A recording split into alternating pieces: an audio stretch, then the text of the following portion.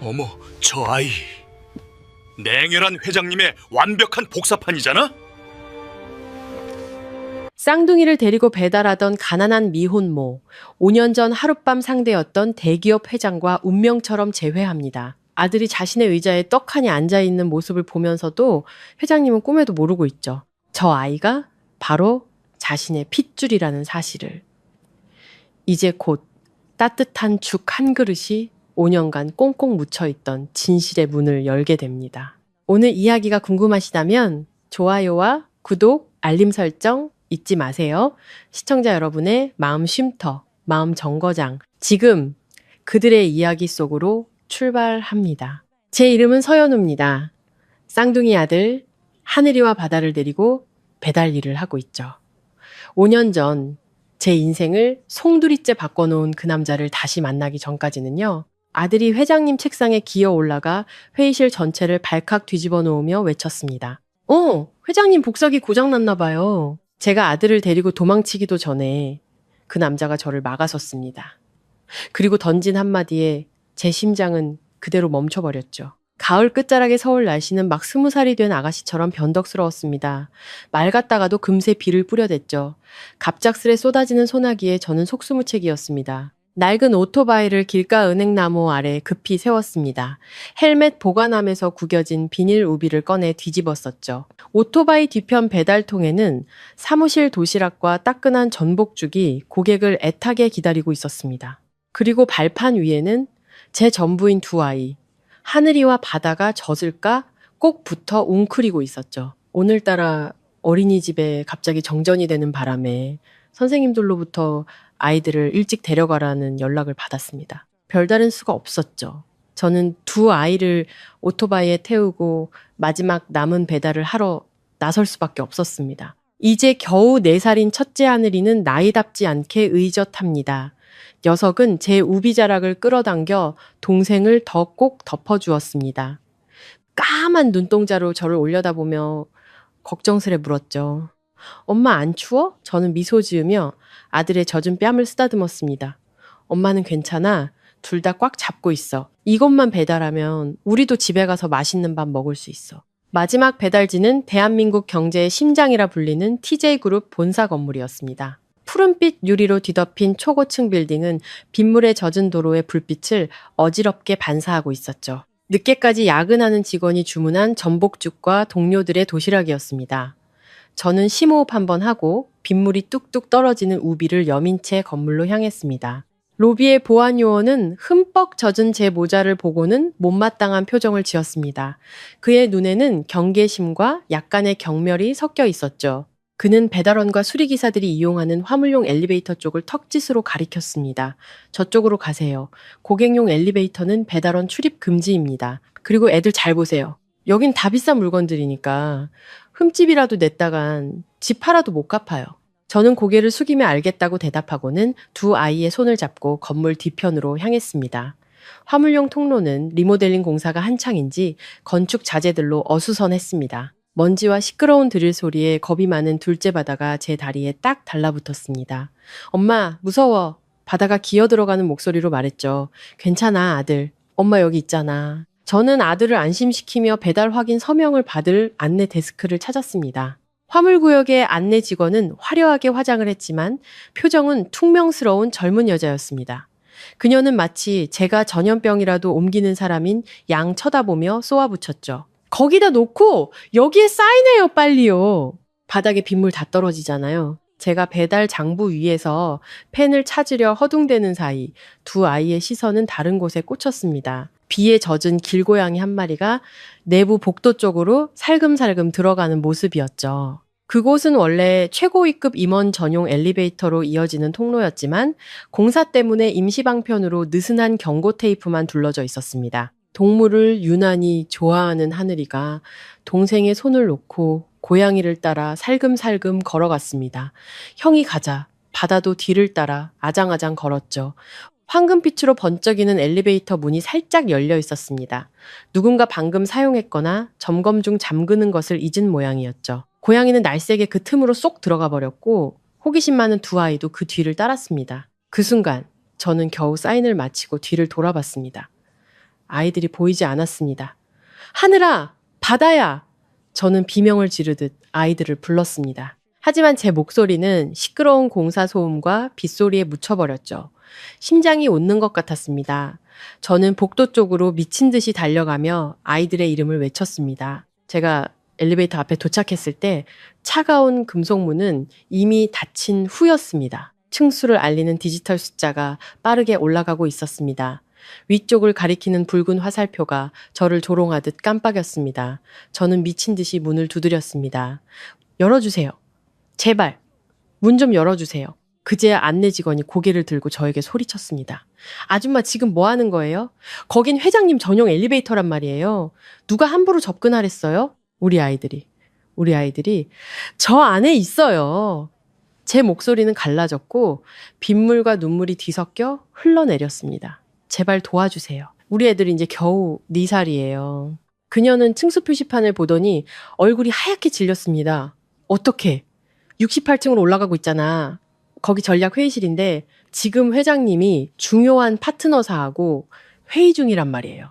68층. 그 숫자는 거대한 바위가 되어 제 가슴을 짓눌렀습니다. 저는 그곳을 알고 있었습니다. 5년 전 제 인생에서 가장 끔찍했던 그날 밤 제가 있었던 곳이었죠. 운명은 왜 다시 저와 제 아이들을 이 모든 비극의 시작점으로 끌어당기는 걸까요? 저는 규정 위반이니 처벌이니 떠들어대는 안내 직원의 목소리를 들을 정신도 없었습니다. 바로 옆에 있는 비상계단이 눈에 들어왔죠. 저는 망설임 없이 문을 밀치고 차가운 콘크리트 계단을 뛰어 올라가기 시작했습니다. 엘리베이터를 따라잡을 수 없다는 걸 알았지만 어미의 본능은 저를 달리게 했습니다. 제 아이들을 찾을 때까지 결코 멈출 수 없었습니다. TJ그룹 본사 68층은 수천억 원의 가치를 지닌 결정들이 내려지는 철옹성 같은 공간이었습니다. 광활한 전략 회의실 바닥에는 두꺼운 최고급 카펫이 깔려 모든 소음을 집어삼키고 있었죠. 방 중앙에는 거대한 원목 테이블이 위압적으로 자리하고 있었고 그 주위로는 검은 가죽 의자들이 번쩍였습니다. 회의실 안은 에어컨 소리마저 조심스러울 정도로 고요했습니다. 오늘은 특히 중요한 날이었습니다. TJ그룹이 거대 해외 자본과 인수합병 협상을 진행하는 중이었죠. 양측 모두 극도로 긴장한 채 계약서의 단어 하나하나를 신중하게 검토하고 있었습니다. 상석에는 상계의 냉혈한이라 불리는 TJ그룹 회장 강태준이 앉아 있었습니다. 그는 최고급 맞춤 수트를 입고 있었고 조각 같은 얼굴은 얼음장처럼 차가웠습니다. 깊이를 알 수 없는 그의 눈은 서류에 고정되어 있었죠. 그때 띵! 하는 엘리베이터 도착음이 장엄한 정적을 깨뜨렸습니다. 모든 시선이 회의실 입구로 향했죠. 묵직한 원목 문이 천천히 열렸습니다. 하지만 들어온 것은 서류를 든 비서나 직원이 아니었습니다. 비틀거리며 걸어 들어오는 2개의 작은 그림자, 하늘이와 바다였습니다. 엘리베이터에서 내린 아이들은 어리둥절한 표정으로 주위를 둘러봤습니다. 그들의 작은 상상력을 훌쩍 뛰어넘는 거대하고 화려한 공간이었죠. 손에 먹다만 막대 사탕을 쥐고 있던 바다는 테이블 위에 예쁘게 놓인 과일 접시를 보고 눈을 반짝였습니다. 먹을 것을 좋아하는 녀석은 엄마의 당부를 까맣게 잊고 테이블로 아장아장 달려갔습니다. 짧은 다리로는 닿지 않자 까치발을 하고 테이블 가장자리를 붙잡고 빨간 사과를 향해 손을 뻗었죠. 침과 사탕으로 끈적끈적한 아이의 손은 중요한 계약서와 값비싼 원목 테이블 위에 얼룩덜룩한 자국을 남겼습니다. 반면 하늘이의 반응은 전혀 달랐습니다. 녀석은 음식에는 관심이 없었죠. 그의 시선은 테이블 상석에 놓인 권위의 상징인 검은 가죽 회장 의자에 꽂혔습니다. 강태준이 잠시 중요한 전화를 받기 위해 자리를 비운 바로 그 자리였죠. 호기심 많고 유난히 당돌한 성격의 하늘이는 망설임 없이 그 의자 위로 기어 올라갔습니다. 작은 몸에 비해 의자는 너무 컸지만 녀석은 꽤 의젓하게 앉아 가슴 앞에 팔짱을 꼈습니다. 그리고 까만 눈으로 입을 떡 벌리고 있는 임원들을 똑바로 쳐다봤습니다. 회의실은 충격에 휩싸였습니다. 백발이 성성한 한 노년 이사는 안경을 벗어닫고는 믿을 수 없다는 듯 다시 썼습니다. 그는 더듬거리며 말했죠. 회장님, 언제 이렇게 작아지셨습니까? 정말로 하늘이가 그 의자에 앉아있는 순간의 그 냉철한 분위기, 미간을 찌푸리는 방식과 날카로운 눈빛은 강태준과 물 한 방울 섞이지 않은 듯 똑같았습니다. 그것은 단순히 외모의 유사성을 넘어 유전자를 거스를 수 없는 내면의 기질 그 자체였습니다. 바로 그때 옆문이 열리고 강태준이 들어왔습니다. 그는 여전히 휴대폰을 귀에 댄 채 회의를 방해한 쓸데없는 전화에 잔뜩 날이 선 표정이었죠. 그는 눈앞의 광경에 그대로 굳어버렸습니다. 웬 꼬마 아이 하나가 자신의 의자에 거만하게 앉아 있었고 다른 하나는 테이블에 사탕을 문지르고 있었습니다. 이게 다 무슨 상황이지? 강태준의 목소리는 낮고 조용했지만 회의실 전체를 얼어붙게 할 만큼의 무게감이 실려 있었습니다. 하늘이는 방금 들어온 남자를 향해 고개를 돌렸습니다. 크고 작은 두 얼굴이 마주봤습니다. 똑같이 각진 턱선, 똑같이 오똑한 콧날, 그리고 두려움이라고는 찾아볼 수 없는 똑같은 시선. 그 순간 시간은 멈춘 듯 했고 임원들은 강태준과 하늘이를 번갈아 쳐다보며 수군거리기 시작했습니다. 너무 닮았는데. 혹시 회장님 숨겨놓은 아들 아니야? 결혼도 안 하셨다는데? 강태준은 미간을 찌푸리며 하늘이에게 성큼성큼 다가갔습니다.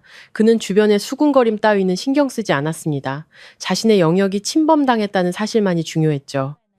그는 아이의 옷깃을 잡아 끌어내리려 손을 뻗었습니다. 바로 그 순간 정문이 벌컥 열렸습니다.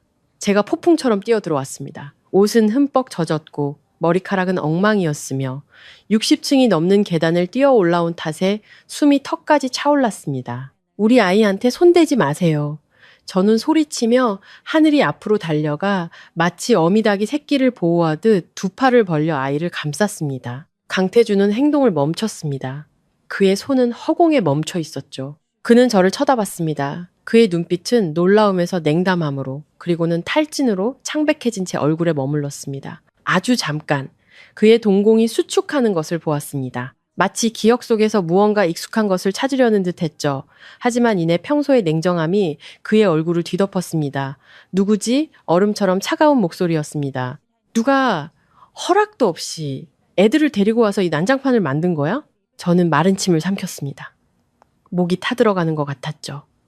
제가 엄청난 사고를 쳤다는 것을 직감했습니다. 바다가 테이블 위에 만들어 놓은 재앙과 주위 사람들의 분노에 찬 시선을 보니 알 수 있었습니다. 이번 일로 저는 단순히 일자리를 잃는 것을 넘어 세 식구의 미래 전체를 잃을 수도 있었습니다. 제 등 뒤에서 하늘이가 고개를 쏙 내밀었습니다. 그리고 강태준을 똑바로 쳐다보며 아직 앳되지만 단호한 목소리로 말했죠. 우리 엄마 괴롭히지 마요. 아저씨 나쁜 사람이야. 그 말은 불에 기름을 붓는 격이었습니다.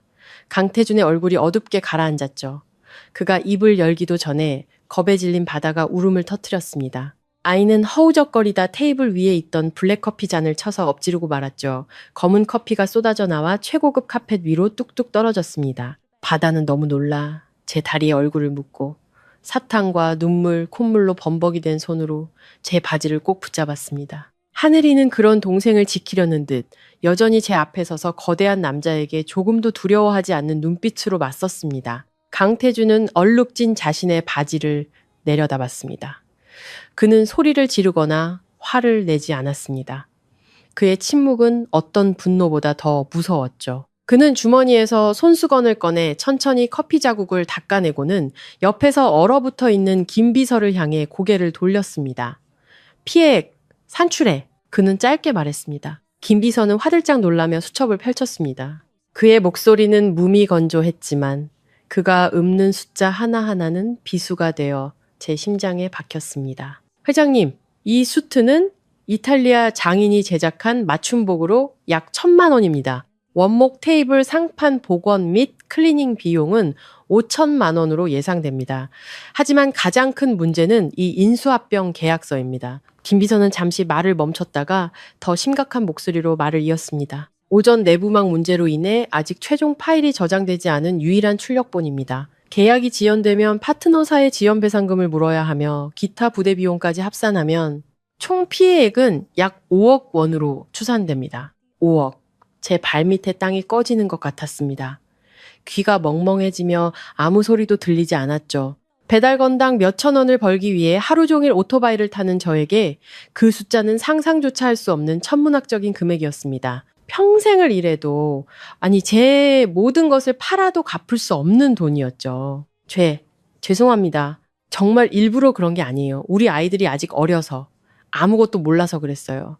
저는 피가 마른 얼굴로 더듬거리며 말했습니다. 강태준은 저를 쳐다봤습니다. 그의 완벽한 하루를 망쳐버린 성가신 벌레를 보는 듯한 차가운 눈빛이었죠. 그는 제 애원에는 관심도 없었고 겁에 질린 두 아이에게도 눈길 한번 주지 않았습니다. 그는 등을 돌리며 무감정한 목소리로 말했습니다. 경찰 불러. 무단 침입에 재물 손괴죄 법대로 처리해. 안 돼요. 저는 비명을 지르며 달려가 그의 바짓가랑이를 붙잡고 무릎을 꿇었습니다. 제발 경찰만은 부르지 말아주세요. 제가 뭐든지 다 해서 갚겠습니다. 제발. 감옥만은. 우리 아이들은 엄마 없이는 안 돼요. 강태준은 제 손을 뿌리치려다 갑자기 표정이 변했습니다. 그는 배를 움켜쥐고 허리를 숙였습니다. 이마에는 식은땀이 송골송골 맺혔죠. 지병인 위경련이 또다시 도진 것이었습니다. 그것은 마치 내장을 찢는 듯한 극심한 고통이었죠. 그는 오늘 회의 때문에 신경이 곤두서서 블랙커피 외에는 아무것도 먹지 못했습니다. 결국 위가 견디지 못하고 반란을 일으킨 것이었죠. 김 비서가 황급히 그를 부축했습니다. 회장님, 또 약 가져오겠습니다. 소용없어. 강태준은 끊어지는 숨을 내쉬며 신음했습니다. 그의 얼굴은 고통으로 새하얗게 질려 있었죠. 그 모습을 본 순간 저는 조금 전 그에게서 났던 익숙한 향기를 떠올렸습니다. 싸늘한 민트 담배 향, 지난 5년간 저를 괴롭혔던 그 향기, 운명의 그날 밤, 그 남자의 냄새였습니다. 본능적으로 제가 무엇을 해야 할지 알 수 있었습니다. 저는 허리에 찬 보온 가방을 뒤져 아직 온기가 남아있는 전 복죽 한 통을 꺼냈습니다. 이거라도. 전 다급하게 말했습니다. 목소리는 떨렸지만 단호했죠.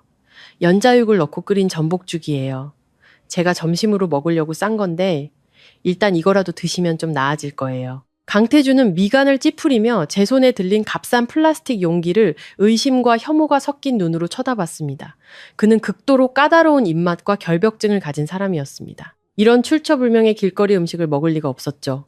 그는 손을 저어 거절하려 했지만 다시 한번 위가 뒤틀리는 고통에 말문이 막혔습니다. 저는 그의 허락을 기다리지 않고 서둘러 죽뚜껑을 열었습니다. 푹 고아진 찹쌀과 고소한 전복, 그리고 연자육의 은은한 향이 퍼져나갔습니다. 저는 작은 숟가락으로 죽을 떠서 그의 입가에 가져다 대며 명령하듯 말했습니다.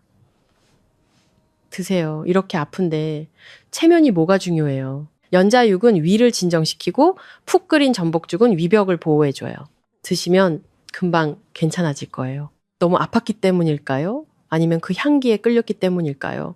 강태준은 잠시 망설이다 입을 열었습니다. 부드럽고 담백한 죽이 목구멍을 타고 내려가 뒤틀린 위를 따뜻하게 감쌌습니다. 그의 동공이 확장되었습니다. 이 맛은. 왜 이렇게 익숙하지? 그것은 그날 밤 의문의 여인이 끓여주었던 바로 그 죽맛이었습니다. 약에 취해 욕망에 휩싸였던 자신을 구해준 여자. 한밤중에 숙취 해소용 죽을 끓여주었던 여자. 지난 5년간 그는 이 맛을 찾아 온갖 최고급 레스토랑을 헤맸지만 어디에서도 찾을 수 없었습니다. 그는 저를 뚫어지게 쳐다봤습니다. 그의 날카로운 시선은 제 속을 꿰뚫어 보는 것 같았죠. 저는 그가 무언가 알아챌까 두려워 고개를 숙였습니다. 심장이 미친 듯이 뛰었죠. 하지만 그는 아무 말도 하지 않고 조용히 숟가락을 받아 죽 한 그릇을 전부 비웠습니다. 죽그릇이 바닥을 드러냈을 때 강태준의 얼굴에 혈색이 돌기 시작했습니다. 그는 허리를 펴고 옷매무새를 가다듬었죠. 냉철하고 위압적인 회장의 모습으로 돌아온 그는 저와 김비서 손에 들린 피해 내역서를 번갈아 봤습니다. 저를 경찰에 넘기는 대신 그는 책상으로 가종이 한 장을 꺼내 무언가를 빠르게 적었습니다. 사인해. 그는 종이를 제 앞에 던졌습니다. 저는 떨리는 손으로 종이를 집어들었습니다. 그것은 죄를 인정하는 자술서가 아니었습니다. 기묘한 고용계약서였죠. 강태준 회장의 개인 셰프 겸 가사 관리인으로 일하며 빚을 변제할 것. 계약 기간 6개월. 세무자의 숙식 제공. 급여는 5억 원의 채무에서 차감. 성실히 근무할 경우 조기 채무 청산 가능. 단 도주 시 즉시 법적 조치를 취함. 저는 그를 올려다보고 서로에게 겁을 먹고 웅크리고 있는 두 아이를 봤습니다. 저에게는 다른 선택지가 없었습니다. 밖은 빛과 굶주림 그리고 감옥이었습니다. 이곳에서는 적어도 아이들이 비바람을 피하고 밥을 먹을 수 있었죠. 저는 입술을 깨물고 펜을 들어 종이 끝에 서연우라는 제 이름을 빗둘빗둘하게 적었습니다. 강태준은 입꼬리를 살짝 올렸습니다. 모든 것을 계산한 듯한 미소였죠. 좋아. 김비서, 이 사람들 저택으로 데려가.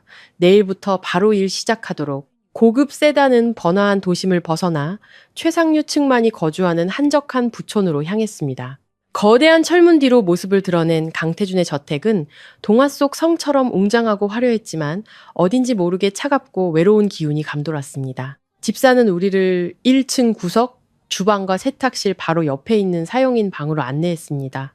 저택의 규모에 비하면 작은 방이었지만 우리가 살던 눅눅한 반지하 방보다는 훨씬 깨끗하고 넓었죠. 튼튼한 원목 2층 침대와 작은 책상이 놓여 있었습니다. 저는 안도의 한숨을 내쉬었습니다. 적어도 올겨울 아이들이 낡은 창문 틈으로 들어오는 찬바람에 떨지 않아도 될 테니까요. 엄마, 이 집 진짜 크다. 근데 좀 추운 것 같아. 바다가 제 옷자락을 꼭 쥐고 속삭였습니다. 제가 아들의 머리를 쓰다듬으며 대답하려던 순간 계단 쪽에서 날카로운 목소리가 들려왔습니다. 이게 다 뭐야? 우리 집이 언제부터 난민 수용소가 됐지? 저는 깜짝 놀라 돌아봤습니다. 나선형 계단 위에는 명품 원피스를 빼입고 양손 가득 쇼핑백을 든 젊은 여자가 서 있었습니다. 임세라, 과거 제 모든 것을 빼앗아갔던 제 의분 여동생. 그리고 지금은 아이러니하게도 강태준의 약혼녀로 알려진 여자였습니다. 세라는 저를 보더니 눈을 가늘게 뜨고는 까르르 웃었습니다. 그 웃음소리는 마치 깨진 유리조각처럼 날카로웠죠. 어머, 누구신가 했네. 몰락한 서진그룹의 공주님. 서연우 언니 아니셔? 어쩌다 이 꼴이 됐대? 빚 대신 몸이라도 팔러 왔나? 저는 주먹을 꽉 쥐었습니다. 손톱이 손바닥을 파고드는 아픔이 느껴졌죠. 저는 고개를 숙이고 목구멍까지 차오른 분노를 억지로 삼키며 나지막이 대답했습니다. 세라 씨, 일하러 왔어요. 세라는 계단을 내려와 마치 값싼 물건을 감정하듯 제 주위를 맴돌았습니다. 그녀는 두 아이를 훑어보다가 하늘이의 얼굴에서 시선을 잠시 멈췄습니다. 아이의 얼굴이 누군가와 닮았다는 사실에 순간 당황한 듯 했지만 이내 다시 거만한 표정을 되찾고는 소파 위로 명품 쇼핑백들을 던졌습니다. 그래, 일하러 왔으면은 일을 해야지. 이 옷들 전부 최고급 실크니까 세탁기 돌리면 안 돼. 지금 당장 손빨래 해. 전용 세제 써야 하는 거 알지? 실밥 하나라도 상하면 네 몸 팔아도 못 갚을 줄 알아. 하지만 이제 막 도착해서 아이들 짐도 못 풀었는데요. 제가 머뭇거리자 세라는 눈을 부라리며 소리쳤습니다. 하지만은 무슨, 여기서 넌 손님이 아니라 하녀야. 저 짐덩어리들 데리고 머물고 싶으면 알아서 기어. 태준 오빠가 게으른 사람 제일 싫어하는 거 몰라? 제 등 뒤에 서 있던 하늘이가 세라를 뚫어지게 쳐다봤습니다. 아이의 눈빛은 나이답지 않게 차갑고 억눌린 분노가 담겨 있었습니다. 마치 화가 난 강태준의 눈빛처럼요. 세라는 우연히 그 눈빛과 마주치고는 저도 모르게 움찔하며 한 걸음 물러섰습니다. 저 꼬맹이는 뭘 저렇게 기분 나쁘게 쳐다봐? 그녀가 중얼거렸죠. 저는 서둘러 하늘이를 제 품으로 끌어당겼습니다. 지금 제 처지를 잘 알고 있었죠. 저는 강태준에게 빚을 졌고 아이들을 위해 이곳이 필요했습니다.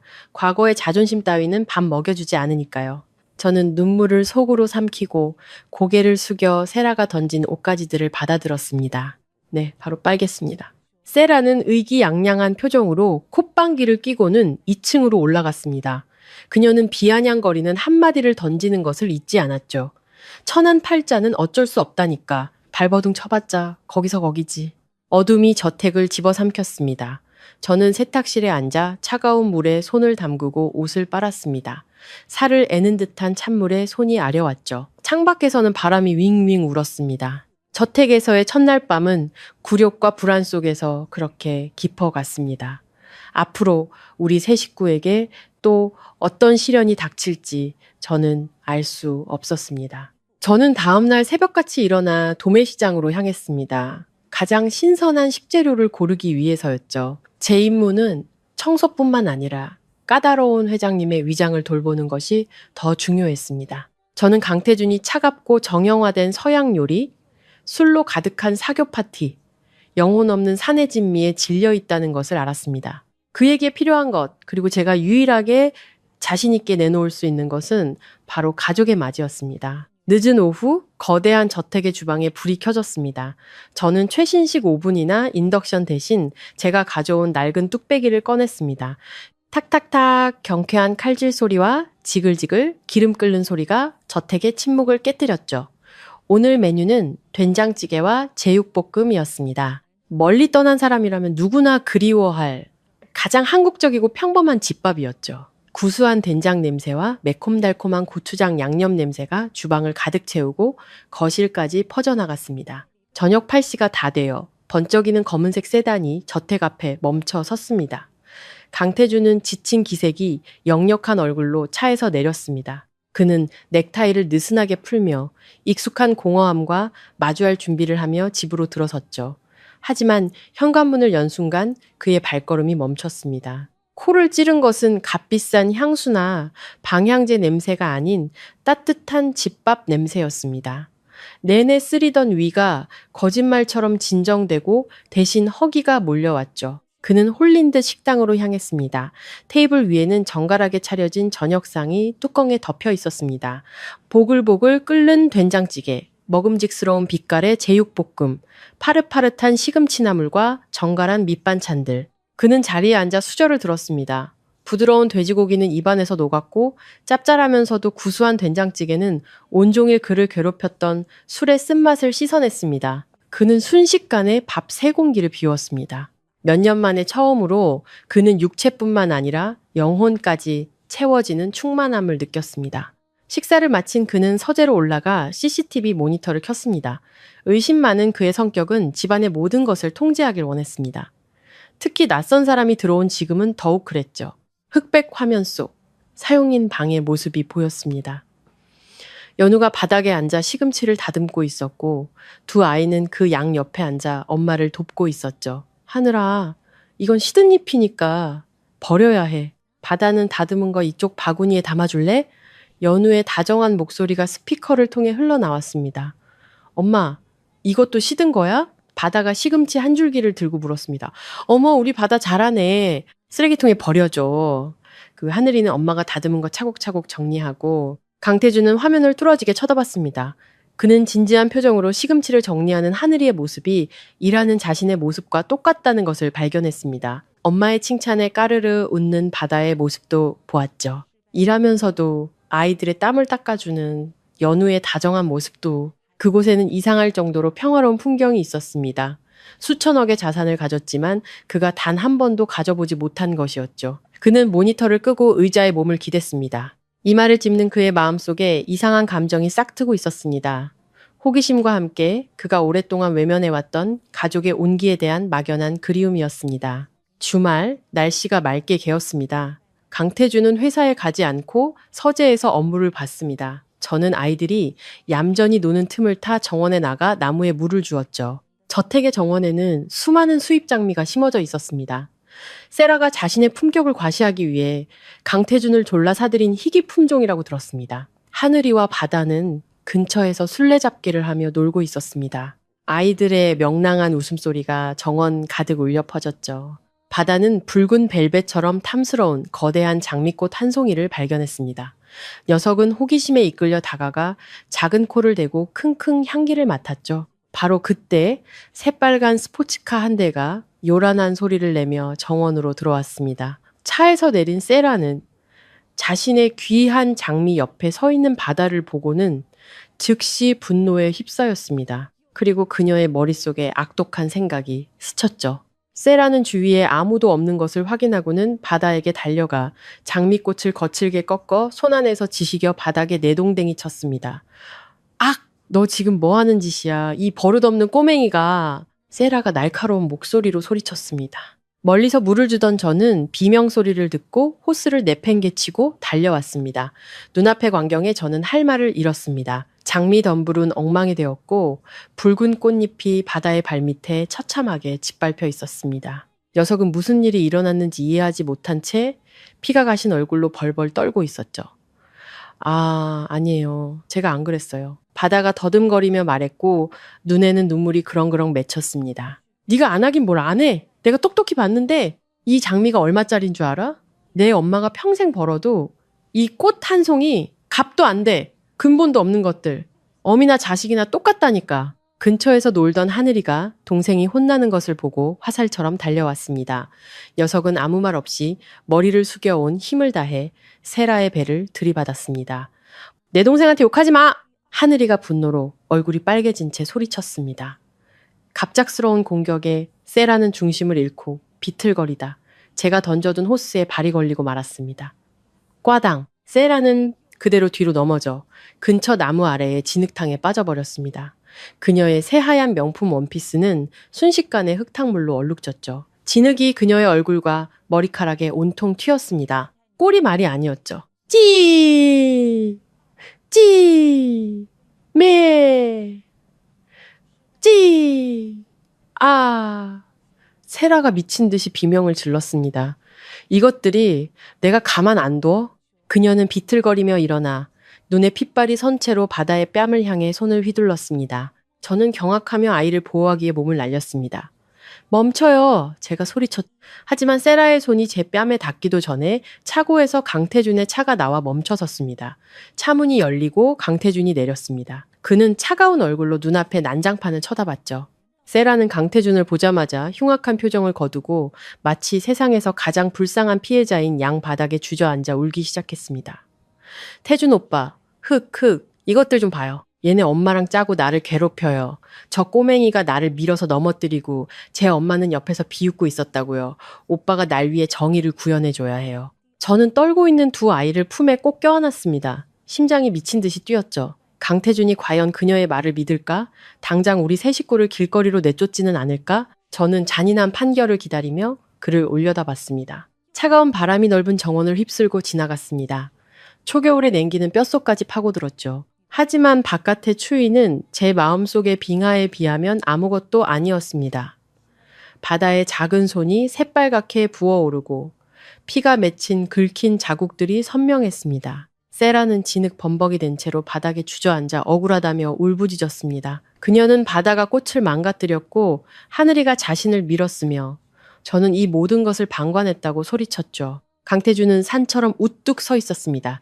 그의 얼굴에는 어떤 감정도 드러나지 않아 저를 더욱 두렵게 만들었죠. 저는 두 아이를 꼭 껴안고 어떤 질책이라도 심지어 당장 쫓겨나는 한이 있더라도 받아들일 준비를 했습니다. 강태준이 침묵하자 세라는 더욱 기세등등해졌습니다.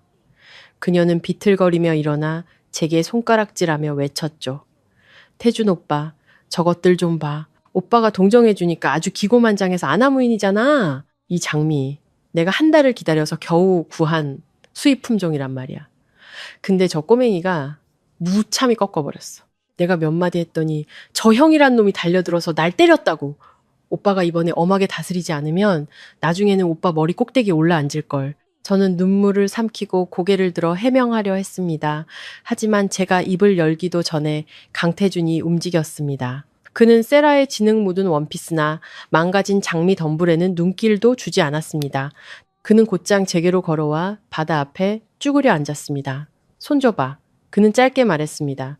목소리는 낮았지만 분노는 느껴지지 않았죠.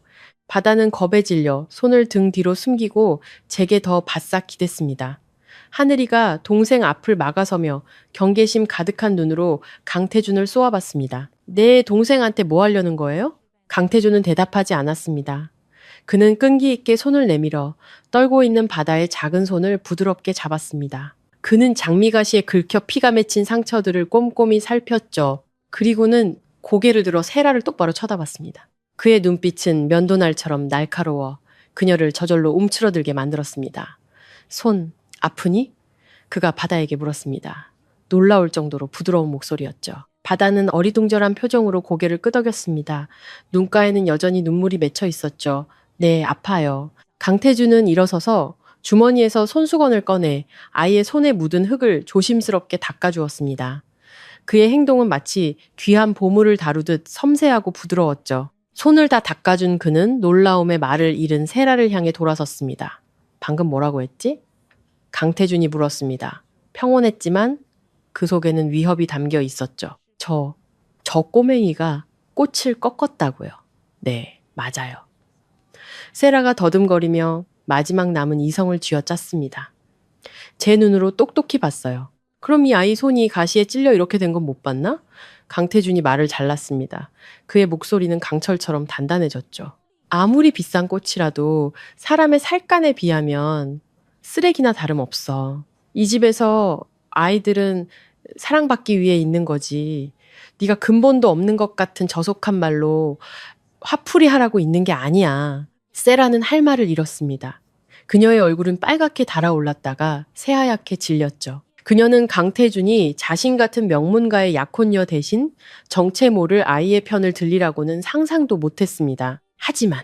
하지만 오빠는 내가 넘어져서 옷 다 버린 건 안 보여? 세라가 억울하다는 듯 말했죠. 네가 아이를 때리려 하지 않았다면 저 아이 형이 널 밀지도 않았겠지. 강태준은 세라의 마지막 희망마저 꺾어버리는 냉정한 한마디를 던졌습니다. 들어가서 옷이나 갈아입어. 그리고 네 행동에 대해 다시 생각해봐. 그리고 다시는 이 집에서 근본 없는 따위의 말을 듣는 일이 없도록 해. 명심해둬. 세라는 분하다는 듯 발을 구르고 저를 불에 타 죽일 듯이 쏘아본 뒤 씩씩거리며 안으로 들어가 버렸습니다. 그녀의 뒷모습이 사라지자 정원에는 다시 평화가 찾아왔습니다. 저는 가슴을 짓누르던 바위가 사라진 듯 안도의 한숨을 내쉬었습니다. 강태준은 다시 저를 쳐다봤습니다. 아주 짧은 순간 그의 시선과 제 시선이 마주쳤습니다. 그 눈에는 경멸도 동정도 없었습니다. 단지 이해할 수 없는 깊은 생각만이 담겨 있었죠. 아이 데리고 들어가서 약 발라줘. 거실 약장에 소독약이랑 밴드 있을 거야. 그 말을 남기고 그는 등을 돌려 걸어갔습니다. 그의 큰 키가 바닥에 긴 그림자를 남겼죠. 저는 그 뒷모습을 바라봤습니다. 지난 5년간 홀로 세상과 싸워오던 제게 처음으로 누군가 나를 지켜준다는 느낌이 들었습니다. 비록 낯설지만 이상하게도 너무나 익숙한 이 남자에게서 느껴지는 아주 희미하지만 따뜻한 온기였습니다. 깊은 밤, 저택의 정적 속에서 시계 초침 소리가 유난히 크게 들렸습니다. 저는 뒤척이며 잠을 이룰 수 없었죠. 바다의 상처에 대한 걱정과 낮에 있었던 일로 인한 마음의 동요 때문이었습니다. 그때 2층 서재에서 이상한 소리가 들려왔습니다. 묵직한 발소리, 무언가 부딪히는 소리, 그리고 억지로 참는 듯한 희미한 신음소리, 불길한 예감이 들었습니다. 저는 얇은 가운을 걸치고 조심스럽게 2층으로 올라갔습니다. 서재문은 살짝 열려 있었고 그 틈으로 노란 불빛이 새어나왔죠. 틈새로 엿보니 강태준이 책상에 엎드려 있었습니다. 두 손으로 배를 움켜쥔 채 얼굴은 새하얗게 질려 식은땀을 비오듯 흘리고 있었죠. 또 위경련이었습니다. 과도한 업무 스트레스와 불규칙한 식사가 또다시 그를 괴롭히는 것 같았죠. 저는 망설이지 않고 주방으로 달려갔습니다.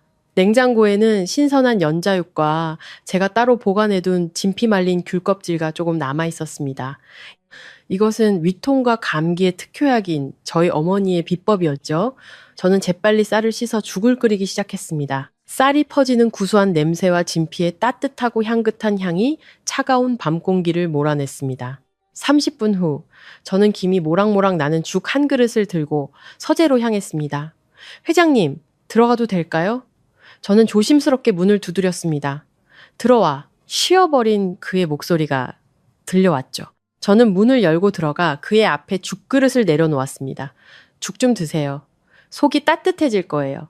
위장에 좋은 진피도 넣었어요. 강태준은 고개를 들어 김이 피어오르는 죽그릇을 쳐다봤습니다. 익숙한 향기가 그의 코를 찔렀고 5년간 잠들어 있던 기억을 깨웠습니다. 그날 밤 배신감과 약기운에 취해 고통스러워하던 그를 구원했던 것이 바로 이 향기였습니다. 연자육의 담백함, 진피의 따뜻함, 그리고 그 여인의 부드러움. 그는 숟가락을 들어 한 입 맛보았습니다. 그의 미각이 폭발하는 듯 했죠. 틀림없었습니다. 바로 이 맛이었습니다. 그는 숟가락을 내려놓고 저를 뚫어지게 쳐다봤습니다. 그의 눈빛은 제 마음속까지 꿰뚫어 보는 듯 날카로웠죠. 이 요리 누구한테 배웠지? 저는 심장이 철렁 내려앉았습니다. 그가 무언가 의심하고 있다는 것을 알 수 있었죠. 만약 제가 사실대로 말한다면 몰락한 서진 가문의 딸이라는 제 신분이 드러날 것이고 5년 전의 어두운 과거가 다시 수면 위로 떠오를 것입니다.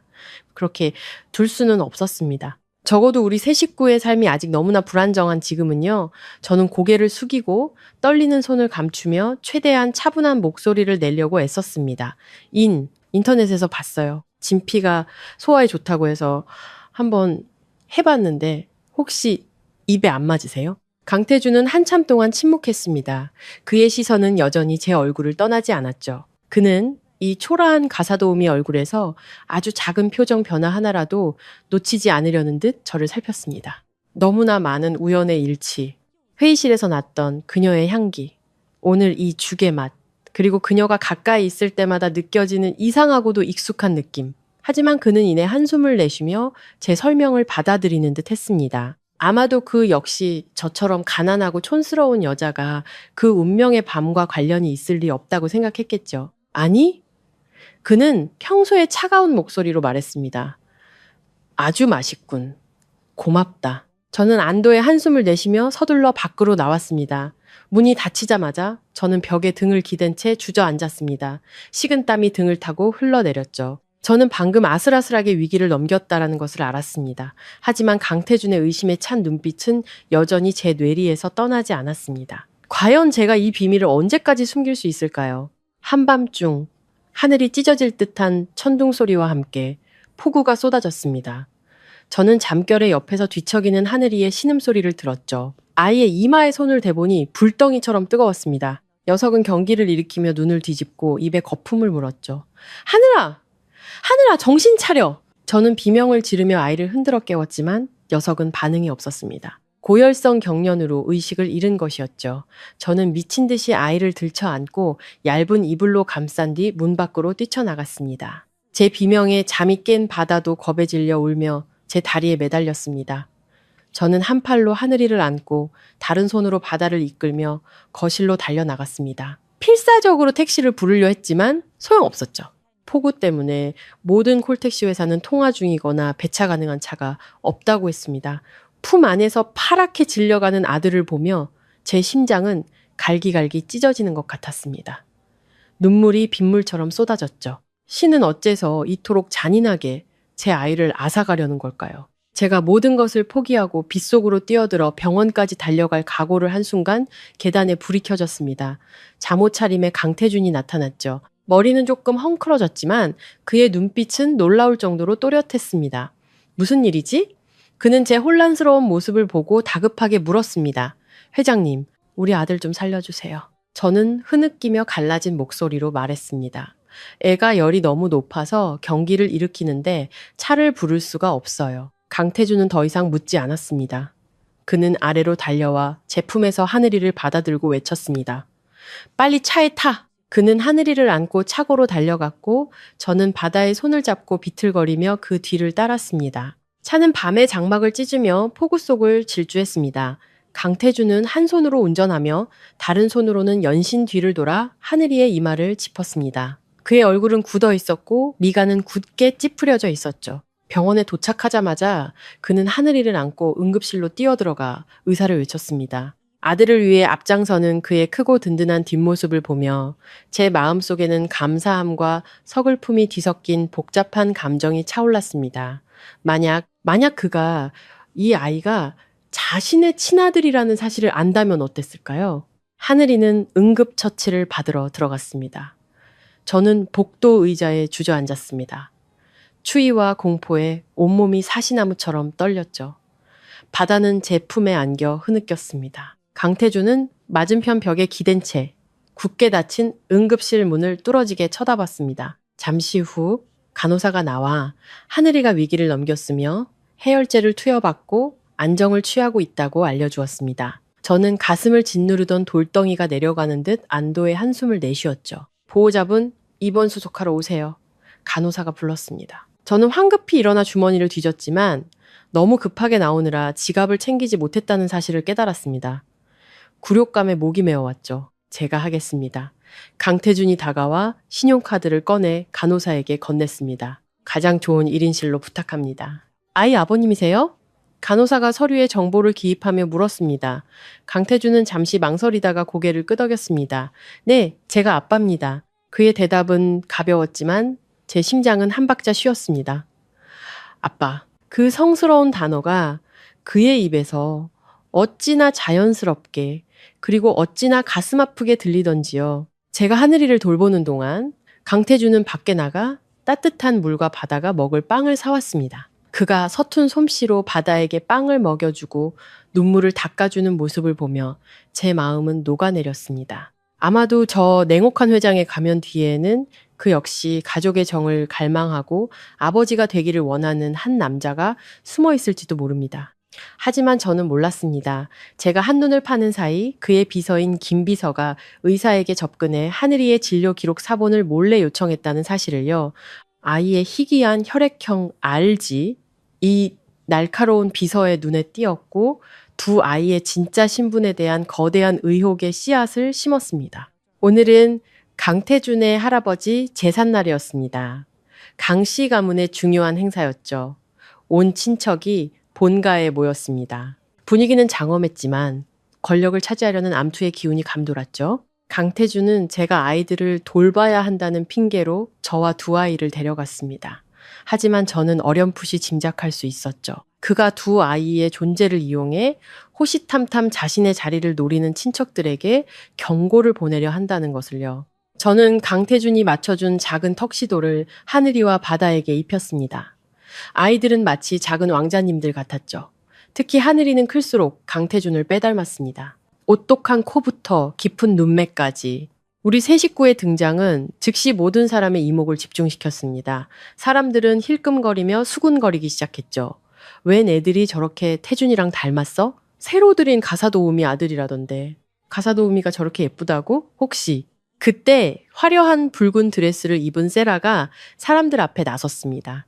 그녀는 의기양양한 눈빛으로 저를 쳐다봤고 손에는 단단히 봉인된 서류 봉투 하나를 들고 있었습니다. 불길한 예감이 엄습했죠. 모두가 자리에 앉자 세라가 갑자기 일어나 마이크를 잡았습니다. 친척 어르신들 그리고 여기 계신 모든 분. 오늘 할아버님 제사를 맞아 제가 태준 오빠와 여러분께 특별한 선물을 하나 드리려고 합니다. 우리가 그동안 속고 있었던 어떤 진실에 대한 선물이죠. 연 회장이 찬물을 끼얹은 듯 조용해졌습니다. 세라는 저를 힐끗 쳐다봤습니다. 그녀의 입가에 걸린 미소는 더욱 악독해 보였죠. 그녀는 봉투를 찢고 종이 한 장을 꺼내 모두가 볼 수 있도록 높이 들어 올렸습니다. 이것은 강태준 회장과 저 두 아이의 유전자 검사 결과지입니다. 너무나 많은 헛소문이 도는 것을 보고 제가 몰래 아이들의 머리카락을 채취해 검사를 의뢰했죠. 그리고 그 결과는 그녀는 극적인 효과를 위해 잠시 말을 멈췄다가 한 글자 한 글자 힘주어 말했습니다. 친자 관계가 성립하지 않음입니다. 웅성웅성. 놀라움에 찬 탄성이 연회장 곳곳에서 터져 나왔습니다. 세라는 계속해서 저를 공격했습니다. 그녀는 제게 손가락질하며 외쳤죠. 이 여자, 서연우는 사실 전문적인 사기꾼입니다. 어딘가에서 강태준 회장과 닮은 남자의 아이를 낳아 그 아이들을 미끼로 접근해서 재산을 가로채고 태준 오빠에게 아이들을 떠넘기려 한 겁니다. 그녀는 우리 강씨 가문의 고귀한 혈통을 세상의 웃음거리로 만들려 했어요. 세라의 비난은 독화살이 되어 제게 날아와 박혔습니다. 경멸과 혐오가 가득한 시선이 우리 세 식구에게 쏟아졌죠. 저는 그 자리에 얼어붙었습니다. 손발이 떨리고 아니라고 저건 사실이 아니라고 소리치고 싶었지만 목이 메어 말이 나오지 않았습니다. 저 검사 결과지는 대체 어떻게 된 걸까요? 왜 친자가 아니라고 나온 걸까요? 제가 그날 밤에 남자를 착각한 걸까요? 아니면 세라가 결과를 조작한 걸까요? 하늘이가 제 손을 꽉 잡았습니다. 아이의 눈에는 세라를 향한 분노가 불타오르고 있었습니다. 바다는 겁에 질려 제품에 얼굴을 묻었죠. 저는 굶주린 늑대들 사이에서 그 어느 때보다 외롭고 무력하게 느껴졌습니다. 저는 희미한 희망을 품고 강태준을 쳐다봤습니다. 그는 아무런 감정도 드러나지 않는 차가운 얼굴로 세라의 손에 들린 종이를 뚫어지게 쳐다보고 있었습니다. 세라의 손에 들린 유전자 검사 결과지는 우리 세 식구에게 내려진 사형 선고나 다름없었습니다. 수군거리는 소리는 점점 커져 날카로운 바늘처럼 제 살을 찔렀죠. 저는 바다를 품에 꼭 안고 아이의 심장이 미친 듯이 뛰는 것을 느꼈습니다. 하늘이는 제 앞에 서서 작은 주먹을 꽉 쥔 채 분노에 찬 눈으로 저를 지키려 했습니다. 세라는 의기양양한 표정으로 제게 다가와 검사 결과지를 제 얼굴에 들이밀며 조롱하듯 말했습니다. 어때? 이제 더 할 말 있어? 언제까지 태준 오빠랑 우리 강씨 가문 전체를 속일 생각이었어? 저는 모든 것이 거짓이라고 꾸며낸 이야기라고 소리치고 싶었지만 목구멍이 꽉 막혀 한마디도 할 수 없었습니다. 저는 강태준을 쳐다봤습니다. 그의 눈에서 아주 작은 믿음이라도 찾고 싶었죠. 하지만 그는 여전히 얼음처럼 차가운 얼굴로 앉아있을 뿐이었습니다. 그때 강태준이 자리에서 일어났습니다. 그는 천천히 세라에게 다가갔습니다. 그의 날카로운 시선에 세라의 입가에 걸렸던 미소가 굳어졌죠. 그는 세라의 손에서 검사 결과지를 낚아채듯 빼앗아 훑어보더니 비웃음을 흘렸습니다. 유전자 검사라 이런 장난을 치려고 누구 머리카락을 가져갔지? 저 아이 머리카락인데요. 세라가 더듬거렸습니다. 방금 전의 자신감은 강태준의 위압적인 기세 앞에 온데간데 없이 사라졌죠. 정말 저 아이 머리카락이 확실한가? 아니면 길에서 주운 다른 아이 머리카락은 아니고? 강태준이 몰아붙였습니다. 그의 목소리는 낮았지만 엄청난 힘이 실려 있었죠. 세라는 얼굴이 하얘진 채 아무 대답도 하지 못했습니다. 강태준은 그녀의 대답을 기다리지 않고 검사 결과지를 반으로 찢어버렸습니다. 쫙! 하는 소리가 정적을 가르자 모두가 깜짝 놀랐습니다. 그는 계속해서 종이를 갈기갈기 찢어 마치 하얀 눈송이처럼 허공에 흩뿌렸습니다. 태준 오빠, 지금 뭐 하는 거예요? 그게 증거란 말이에요. 세라가 소리치며 그를 막으려 했지만 강태준의 눈빛에 가로막혔습니다. 증거? 강태준이 비웃었습니다. 나한테 이런 종이 쪼가리는 아무 의미 없어. 나는 내까지 것의 잔꾀보다는 내 감을 더 믿거든. 저들은 내 손님이고 내가 초대한 사람들이야. 저들을 모욕하는 건 바로 이 강태준을 모욕하는 거다. 그는 멍하니 서 있는 친척들을 둘러보며 강철 같은 목소리로 선언했습니다. 오늘 이후로 서연우 씨와 아이들에게 대해 함부로 말하거나 모욕하는 사람이 있다면 그땐 핏줄이고 뭐고 용서하지 않겠습니다. 그는 말을 마치고 제게로 걸어왔습니다. 그는 몸을 숙여 바다를 안아들고 하늘이의 손을 잡았습니다. 가자. 여긴 너무 시끄러워서 아이들한테 좋지 않아. 저는 멍하니 그를 쳐다봤습니다. 눈물이 왈칵 쏟아졌죠. 그 순간 저는 깊은 수렁에서 구원받은 기분이었습니다. 그의 넓은 어깨와 따뜻한 손이 험악한 여론의 폭풍으로부터 우리 세 식구를 지켜주었습니다. 그가 저를 믿어서 그런 것인지 아니면 단지 자신의 명예를 지키기 위해서였는지 알 수 없었습니다. 하지만 지금 제게는 그 이유가 중요하지 않았습니다. 중요한 것은 제 아이들이 안전하다는 사실이었습니다. 우리는 연회장을 나섰습니다. 등 뒤에서는 분노로 얼굴이 일그러진 세라와 경악과 두려움이 뒤섞인 눈으로 우리를 쳐다보는 친척들의 시선이 느껴졌습니다. 차는 소란스러운 본가를 뒤로하고 조용히 달렸습니다. 차 안의 침묵은 무거웠고 아이들의 고른 숨소리만이 들렸습니다. 바다는 어느새 강태준의 어깨에 기대잠이 들었고 하늘이는 창밖을 바라보며 나이답지 않게 깊은 생각에 잠겨 있었죠. 저는 조수석에 앉아 몰래 강태준을 훔쳐봤습니다. 그는 여전히 차가운 표정이었지만 눈빛은 한결 부드러워져 있었습니다. 그는 한 손으로 운전하며 다른 한 손으로는 바다가 떨어지지 않도록 감싸 안고 있었죠. 그 작은 행동에 제 마음이 이상하게 따뜻해졌습니다. 왜 그렇게 하셨어요? 제가 나지막이 물으며 무거운 침묵을 깼습니다. 그 검사 결과지가 진짜일 수도 있다는 생각은 안 하셨어요? 강태준은 저를 돌아보지 않고 앞만 보며 대답했습니다. 그 종이가 진짜든 가짜든 상관없어. 나는 임세라가 어떤 인간인지 아니까. 그 여자는 목적을 위해서라면 서류 위조든 사람을 해치는 것이든 뭐든지 할 수 있는 인간이야. 하지만 당신은? 그는 잠시 말을 멈췄다가 저를 돌아봤습니다. 그의 깊은 눈은 제 마음속을 꿰뚫어 보는 것 같았죠. 나는 내 직감을 믿어. 아이들을 위해서라면 모든 걸 희생할 수 있는 당신 같은 엄마는 그런 계산적인 거짓말을 할 사람이 아니야. 제 심장이 쿵 하고 내려앉았습니다. 그가 저를 믿어주었습니다. 수많은 의심과 비난 속에서도 그는 저를 믿어주기로 선택했습니다. 벅차오르는 감정에 코끝이 찡해졌죠. 고맙습니다. 제 목소리가 떨렸습니다. 우리 아이들을 지켜줘서 정말 고맙습니다. 강태준은 아무 말 없이 고개만 살짝 끄덕였습니다. 그는 길가의 작은 식당 앞에 차를 세웠습니다. 늦었으니 뭐라도 먹고 가자. 아이들도 배고플 거야. 식당은 한산했습니다. 우리는 뜨끈한 돼지국밥을 시켰죠.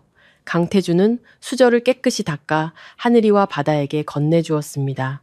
그는 아이들의 그릇에 가장 맛있는 고기를 덜어주고 나서야 자신의 식사를 시작했습니다. 그 모습을 보니 마음 한구석이 찡해졌습니다.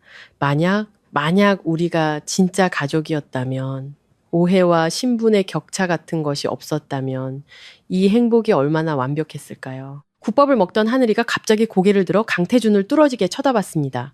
아저씨, 국밥 좋아해요? 강태준은 놀란 눈으로 아이를 보더니 미소를 지었습니다. 응, 좋아해. 왜? 아저씨 먹는 모습이 저랑 똑같아서요. 하늘이가 무심하게 말했습니다. 우리 엄마가 국밥에 파 많이 넣어 먹는 사람은 정이 많은 사람이랬어요. 저는 국물에 사례가 들릴 뻔했습니다. 이 녀석은 어쩌면 이렇게 애어른 같은 말을 하는 걸까요? 강태준은 웃음을 터뜨렸습니다. 그 드문 웃음소리가 그의 차가운 인상을 녹여버렸죠. 그는 하늘이의 머리를 쓰다듬으며 말했습니다. 그래? 그럼 아저씨랑 하늘이는 똑같은 사람이네? 그 순간 제 마음속의 얼음벽이 녹아내리기 시작했습니다. 어쩌면 저도 마음을 열어야 할 때가 온 건지도 모릅니다. 저와 아이들에게 아주 잠시라도 행복해질 기회를 주어야 할지도 모릅니다. 그날 이후 우리 사이에는 미묘한 변화가 생겼습니다. 강태준은 더 일찍 퇴근했고 아이들과 함께 시간을 보냈죠. 그는 하늘이와 바다를 제가 이전에는 꿈도 꿀 수 없었던 최고급 국제 유치원에 등록시켜 주었습니다. 어느 날 바다가 유치원에서 돌아와 시무룩한 얼굴로 낡은 가방을 소파에 던지고는 방으로 들어가 이불을 뒤집어 썼습니다. 저는 걱정이 되어 아이에게 다가가 이유를 물었죠. 한참 뒤에야 녀석이 이불 밖으로 얼굴을 내밀었습니다. 눈이 새빨갰죠. 엄마, 나 이제 유치원 안 갈래. 왜 그래 아들? 친구가 괴롭혔어? 제가 가슴 아파하며 물었습니다. 아니, 바다가 훌쩍이며 고개를 저었습니다. 친구들이 내 가방 촌스럽다고 놀렸어. 자기들은 다 로봇이랑 공주님 가방인데, 엄마, 나도 새 가방 사주면 안 돼? 저는 혜진 아이의 가방을 보며 가슴이 미어졌습니다. 그 가방은 제가 중고시장에서 싸게 사서 2년 동안 쓰게 한 것이었죠.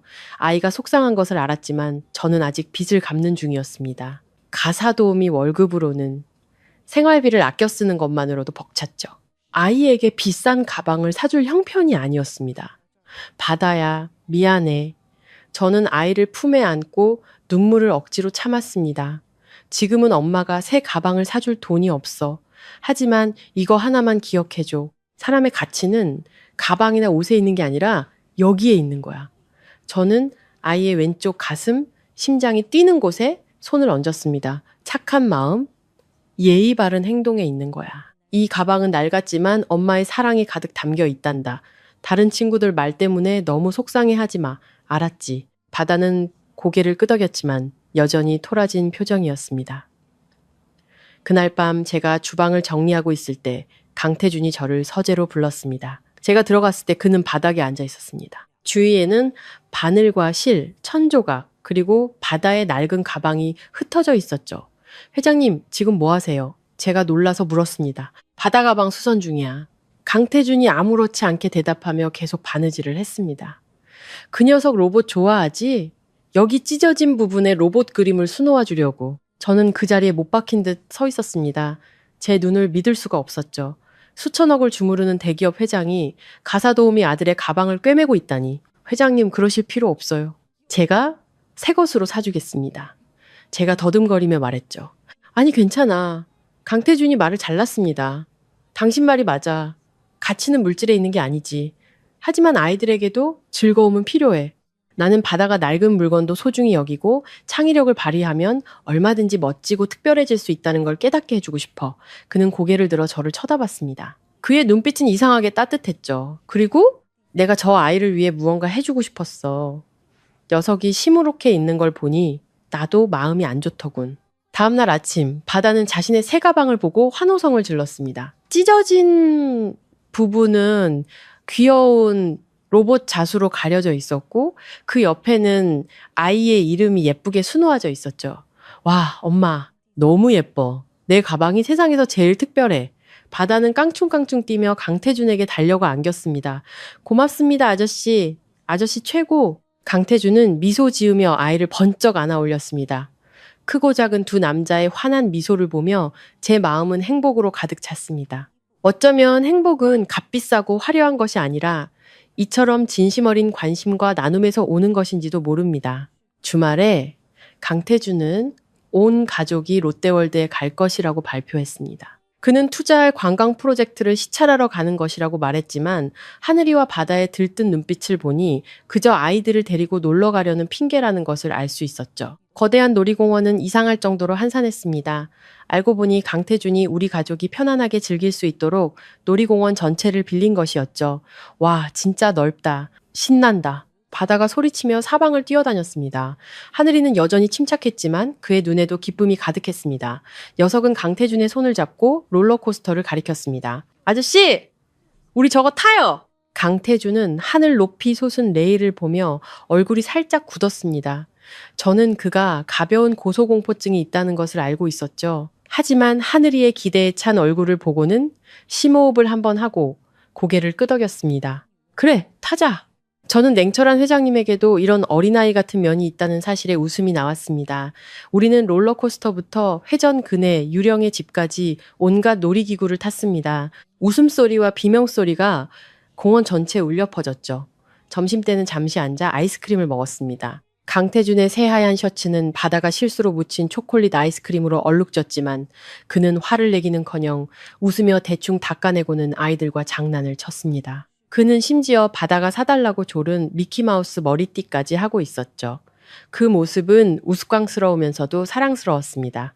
엄마, 사진 찍어줘! 바다가 외쳤습니다. 저는 휴대폰을 꺼내 네 사람의 사진을 찍었습니다. 사진 속에서 하늘이와 바다는 활짝 웃고 있었고 강태준은 제 어깨에 팔을 두른 채 보기 드문 환한 미소를 짓고 있었습니다. 그 사진을 보며 저는 코끝이 찡해졌습니다. 우리는 마치 진짜 행복한 가족처럼 보였습니다. 제가 그토록 꿈꿔왔던 가족의 모습이었죠. 하지만 짧은 기쁨 뒤에 거대한 폭풍이 몰려오고 있다는 것을 저는 알지 못했습니다. 어느 구석진 곳에서 파파라치의 카메라 렌즈가 우리를 향하고 있었습니다. 우리의 다정한 순간 하나하나를 기록하고 있었죠. 제가 겨우 찾은 이 작은 행복을 송두리째 앗아갈 거대한 폭풍이 바로 코앞까지 다가오고 있었습니다. 저녁 노을이 하늘 한쪽을 붉게 물들이고 있었습니다. 강태준은 도시의 전경을 한눈에 볼 수 있는 대관람차를 타자고 제안했죠. 관람차의 캐빈이 천천히 땅에서 들어 올려지자 아래의 소음은 멀어지고 아늑한 정적이 찾아왔습니다. 바다는 유리창에 코를 박고 장난감처럼 작아지는 도시의 풍경에 감탄사를 연발했죠. 엄마, 저기 봐! 자동차가 개미처럼 작아. 저는 미소 지으며 아들을 보다가 몰래 강태준을 쳐다봤습니다. 그는 편안한 표정으로 먼 곳을 바라보고 있었죠. 그 모습은 이상할 정도로 평화로워 보였습니다. 아마도 이 순간이 파란만장한 그의 인생에서 보기 드문 휴식일지도 모릅니다. 조용히 있던 하늘이가 갑자기 강태준을 뚫어지게 쳐다봤습니다. 아이의 까만 눈동자는 나이를 의심케 할 만큼 진지했죠. 녀석은 헛기침을 한번 하고는 관람차 안의 공기를 얼어붙게 만드는 질문을 던졌습니다. 아저씨, 우리 엄마 좋아해요? 아들의 갑작스러운 질문에 저는 얼굴이 홍당무처럼 달아올랐습니다. 하늘아, 무슨 그런 질문을 해? 아저씨는 우리 은인이신데 함부로 말하는 거 아니야. 저는 황급히 아들을 말렸죠. 하지만 강태준은 손을 들어 저를 제지했습니다. 그는 하늘이를 돌아봤습니다. 그의 눈에는 장난기나 당혹감 대신 보기 드문 진심이 담겨 있었죠. 그는 아이의 눈을 깊이 들여다보며 천천히 대답했습니다. 아저씨는 내 엄마를 아주 많이 좋아해. 제 심장이 쿵쾅거렸습니다.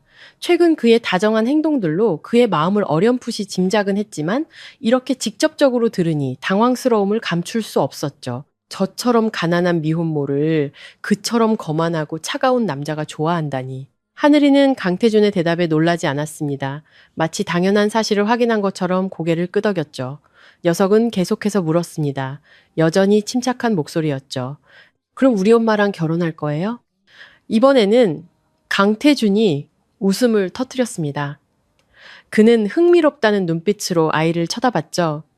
그는 바로 대답하는 대신 저를 돌아봤습니다. 가을 햇살처럼 부드럽고 따뜻한 그의 시선에 저는 차마 고개를 들지 못하고 얼굴을 숙였습니다. 그러고 싶지. 강태준이 나지막이 말했습니다.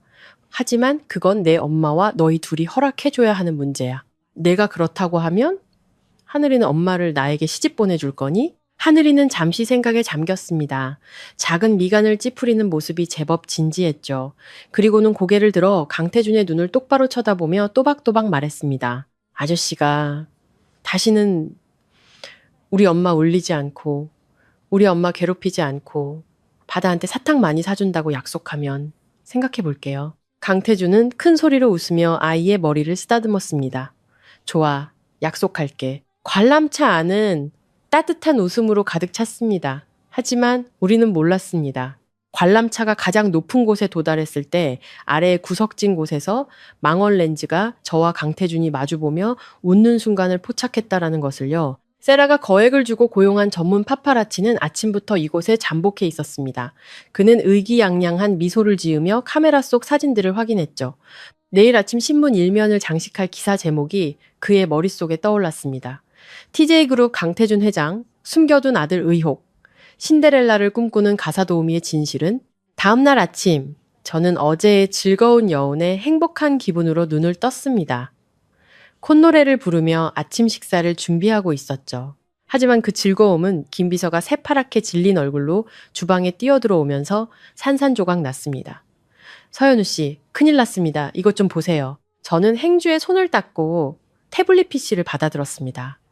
눈에 들어온 것은 유명 인터넷 신문 일면을 장식한 붉고 자극적인 헤드라인이었습니다. 야심 많은 가사도우미, 사생아 내세워 회장 발목 잡나, 신데렐라 극의 추악한 진실. 그 아래에는 어제 놀이공원에서 찍힌 우리의 도찰 사진들이 가득했습니다. 교묘한 각도로 찍힌 사진들은 평범한 스킨십마저 의심스러운 관계로 보이게 만들었죠. 강태준이 바다를 안고 있는 사진, 하늘이와 마주보고 웃는 사진, 그리고 특히 관람차 안에서 서로를 바라보는 사진까지 모든 것이 싸구려 불륜 드라마처럼 왜곡되어 있었습니다. 기사는 제가 돈을 노리고 의도적으로 회장에게 접근한 꽃뱀이라고 매도했습니다. 익명의 제보자 분명 세라일 것이었습니다의 말을 인용해 제가 과거가 불량하고 문란한 관계 끝에 아버지도 모르는 아이 둘을 낳았으며 이제 그 아이들을 강태준에게 떠넘겨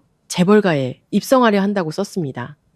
심지어 제가 세라와 다투던 영상까지 편집되어 올라와 있었습니다. 영상에서는 세라의 악담은 모두 잘려나가고 제가 소리치고 하늘이가 그녀를 밀치는 장면만 남아 있었죠. 인터넷은 즉시 들끓었습니다.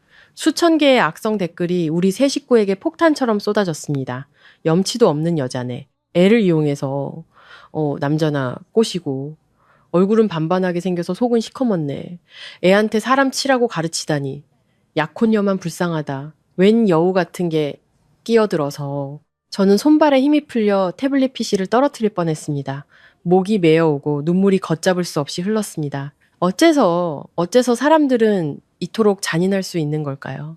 그들은 저에 대해 아무것도 모르면서 어떻게 가장 잔인한 말들로 한 엄마와 무고한 두 아이의 명예를 짓밟을 수 있는 걸까요? 강태준이 주방으로 들어왔습니다. 그의 얼굴은 어둡게 굳어 있었죠.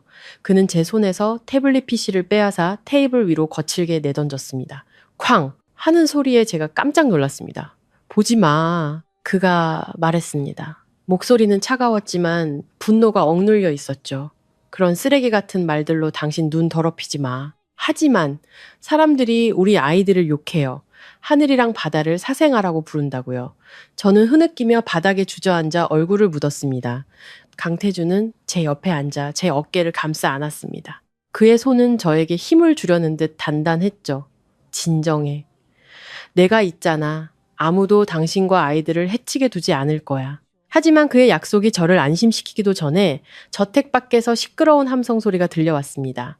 밖의 소음은 점점 더 커졌습니다. 저는 거실로 달려가 창문 틈으로 밖을 내다봤습니다. 수많은 군중이 저택 문 앞에 모여 있었습니다.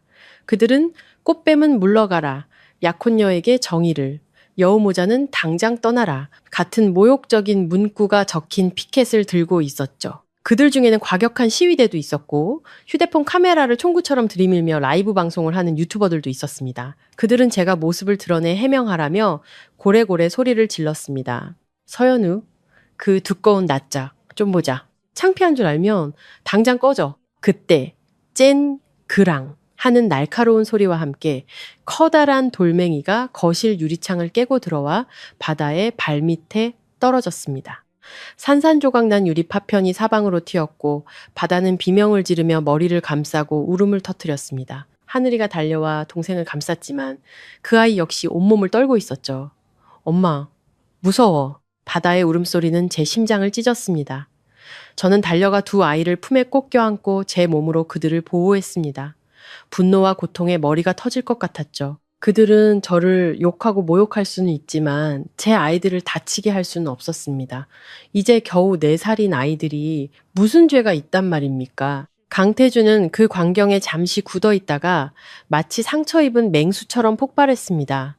그는 문 밖으로 뛰쳐나가 겁에 질려 어쩔 줄 모르는 경비원들에게 소리쳤습니다. 당장 문 닫아. 경찰 기동대에 연락해. 지금부터 우리 집에 돌멩이 하나라도 더 던지는 놈은 평생 후회하게 만들어주겠어.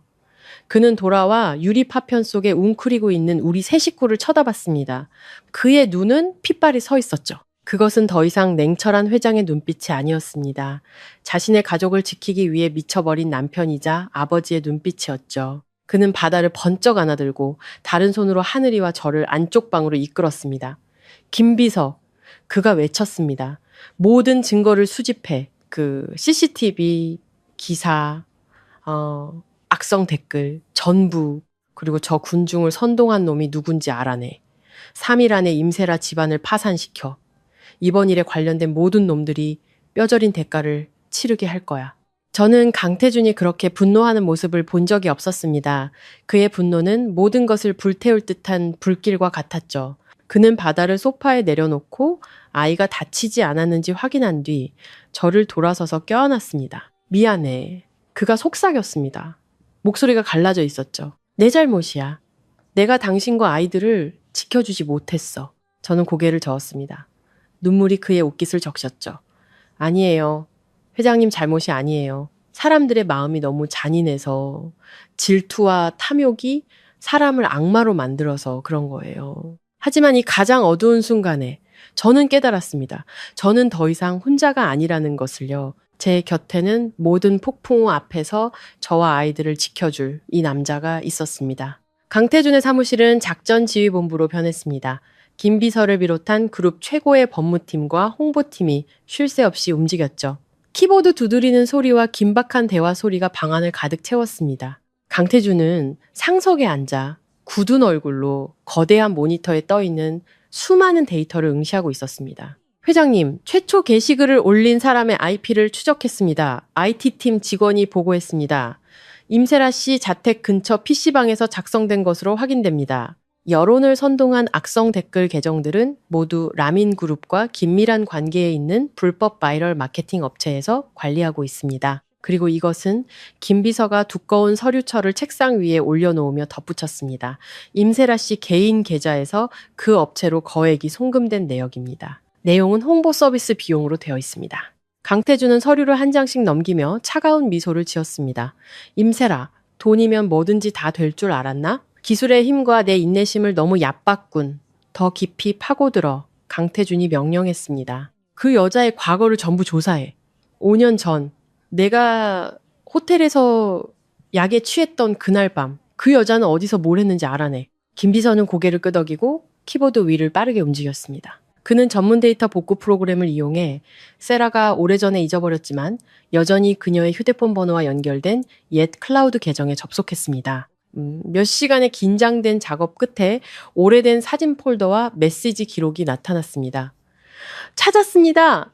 김 비서가 외쳤습니다. 회장님, 이것은 그 운명의 밤 다음 날 임세라 씨가 친구와 나눈 메시지입니다. 강태준은 몸을 숙여 메시지 내용을 읽었습니다. 대박!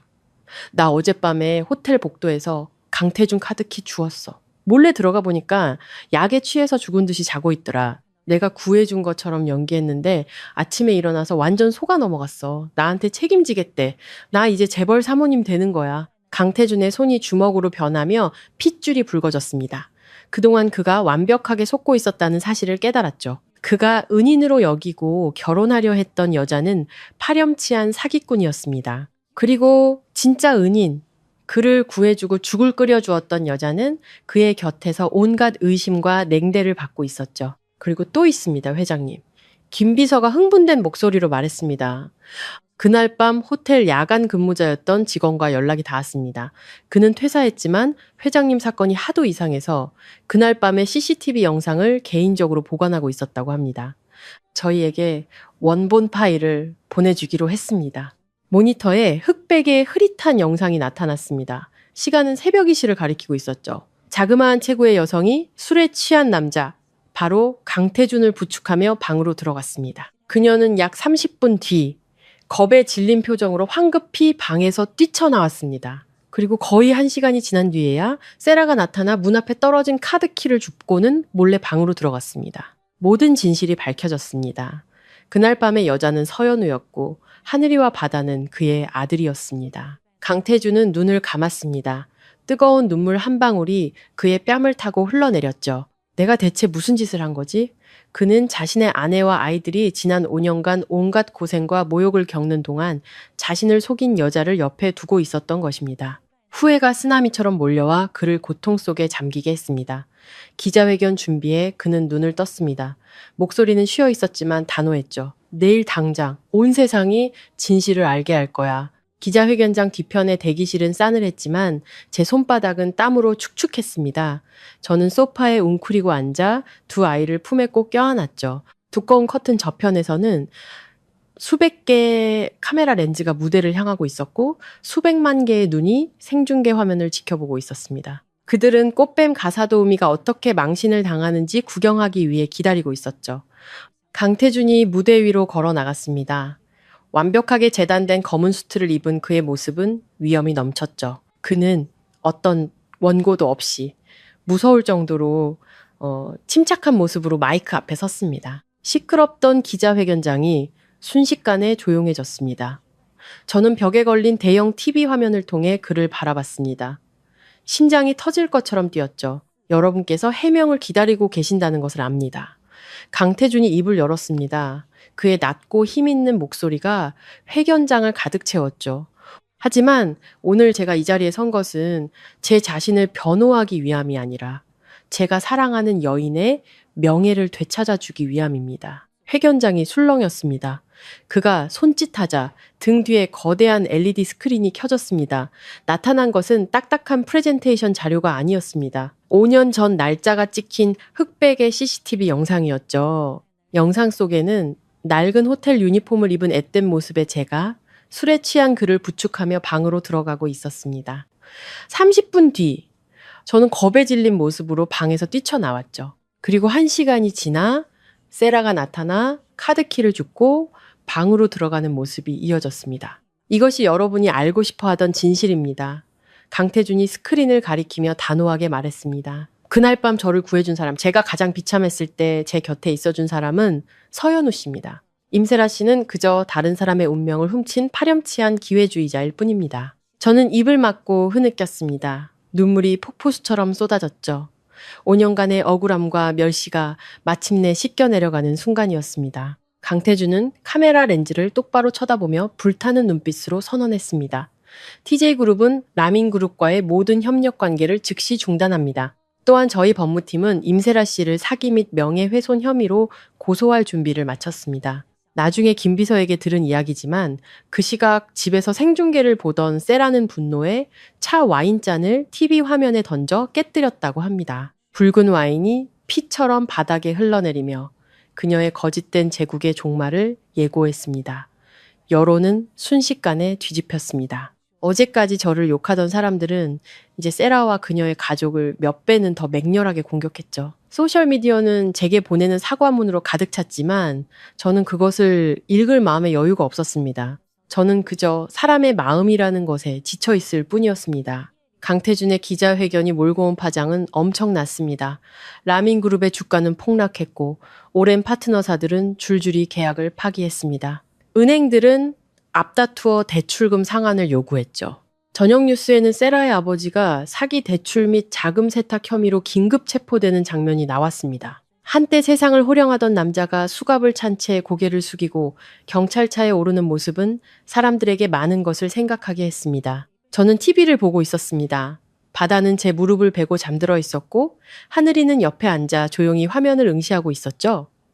엄마, 저 할아버지는 나쁜 사람이야? 하늘이가 조용히 물었습니다. 저는 아들의 머리를 쓰다듬으며 한숨을 쉬었습니다. 세상에는 인과응보라는 게 있단다. 나쁜 씨앗을 심으면 나쁜 열매를 거두는 거야. 저분은 잘못된 일을 했고 이제 그에 대한 책임을 지는 거란다.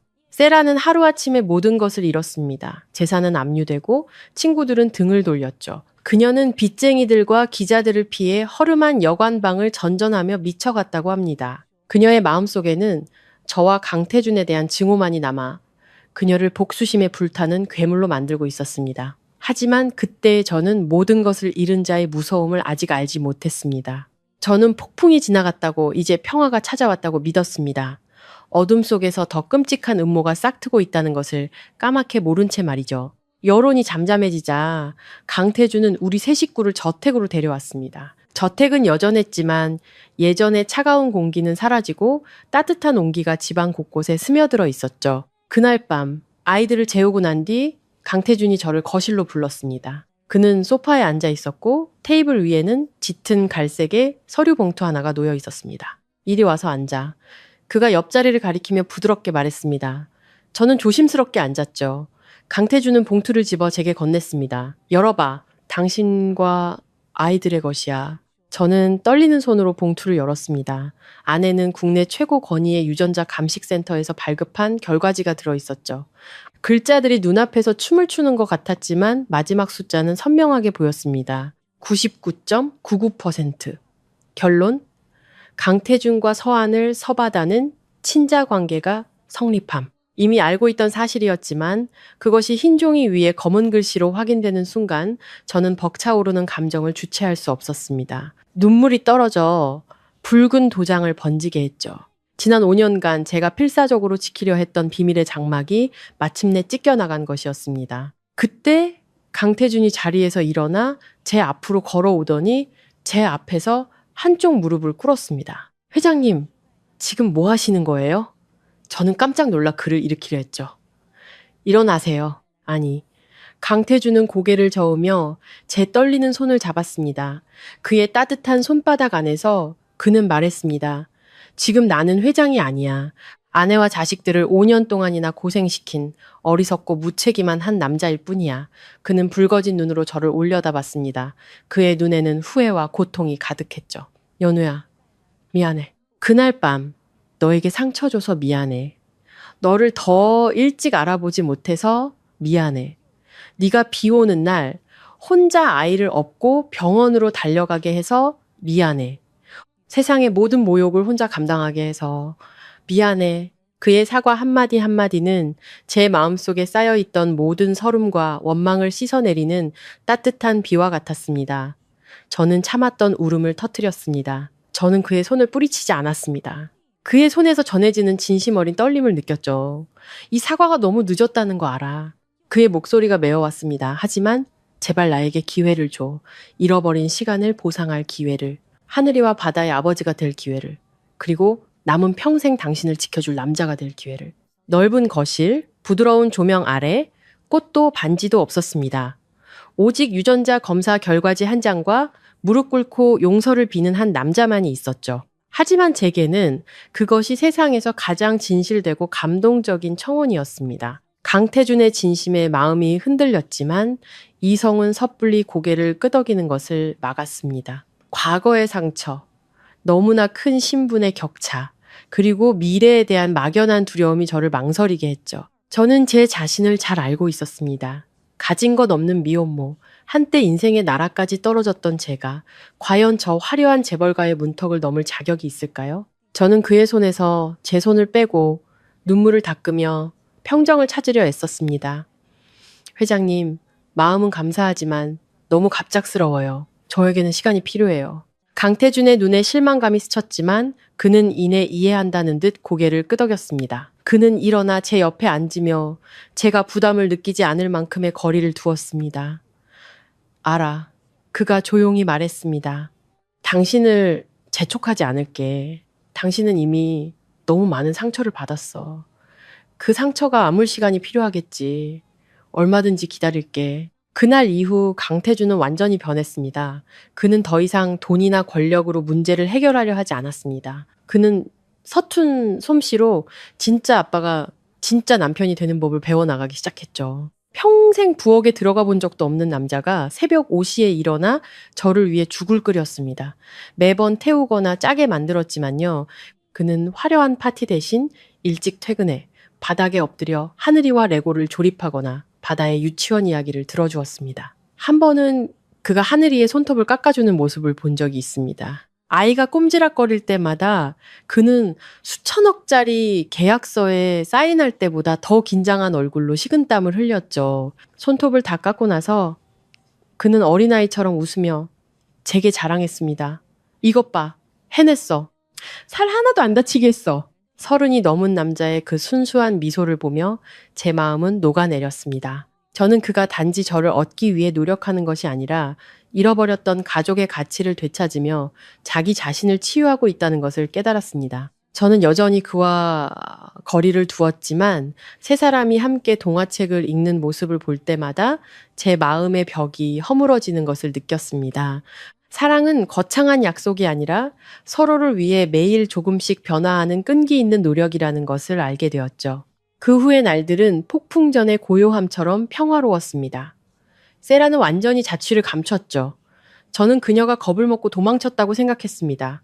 하지만 저는 틀렸습니다. 그녀의 침묵은 시한폭탄의 초침 소리와 같았습니다. 금요일 오후, 저는 평소보다 일찍 아이들을 데리러 유치원에 갔습니다. 하늘은 먹구름으로 가득했고 곧 폭우가 쏟아질 기세였죠. 하원 시간에 유치원 앞은 학부모와 차들로 북새통을 이루었습니다. 수업 종료벨이 울리자 아이들이 새떼처럼 쏟아져 나왔습니다. 하늘이가 바다에 손을 잡고 걸어 나왔죠. 저를 발견한 바다가 환호성을 지르며 제게 달려왔습니다. 엄마, 나 오늘 칭찬 스티커 받았어. 제가 미소 지으며 아이를 맞으려 팔을 벌린 순간 검은 옷과 모자로 온몸을 가린 사람이 나무 뒤에서 뛰쳐나왔습니다. 그 사람은 맹수처럼 빠른 속도로 바다에게 달려들었죠. 바다야, 안 돼! 제가 소리치며 아이를 막으려 했지만 한 발 늦었습니다.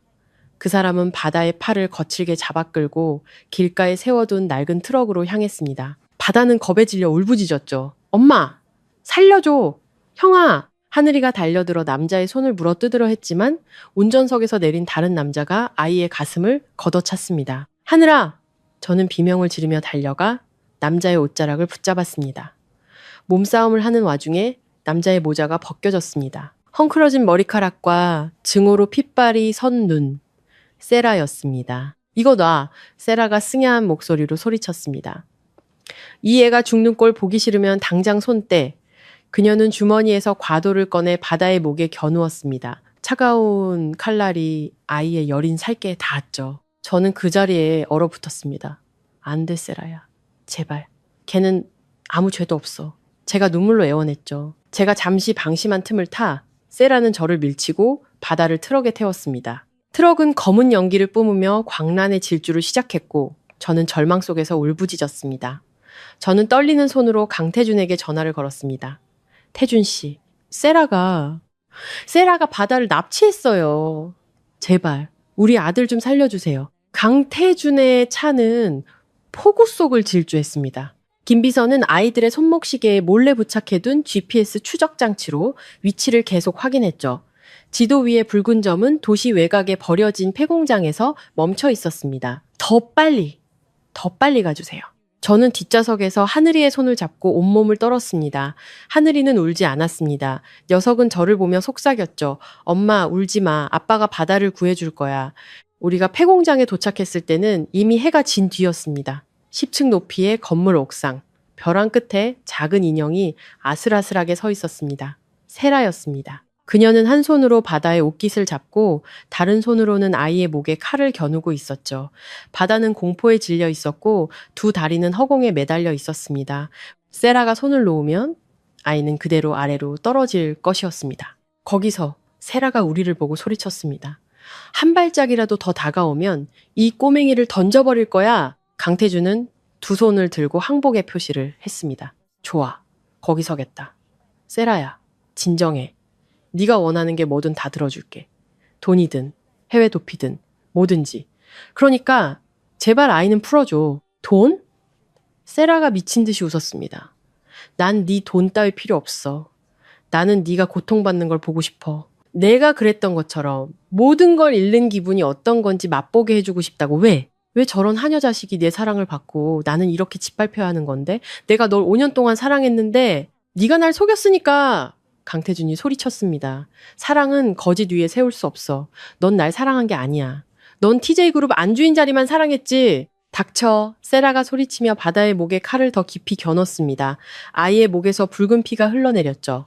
엄마, 아파. 바다의 희미한 목소리에 제 심장은 갈기갈기 찢어지는 것 같았습니다. 저는 바닥에 무릎을 꿇고 애원했습니다. 세라야, 제발. 날 죽여. 차라리 날 죽이고 우리 아이는 살려줘. 시끄러워. 오늘 너희들 이 자리에서 이별하는 꼴을 똑똑히 보게 될 거야. 강태준, 저 꼬맹이 살리고 싶지?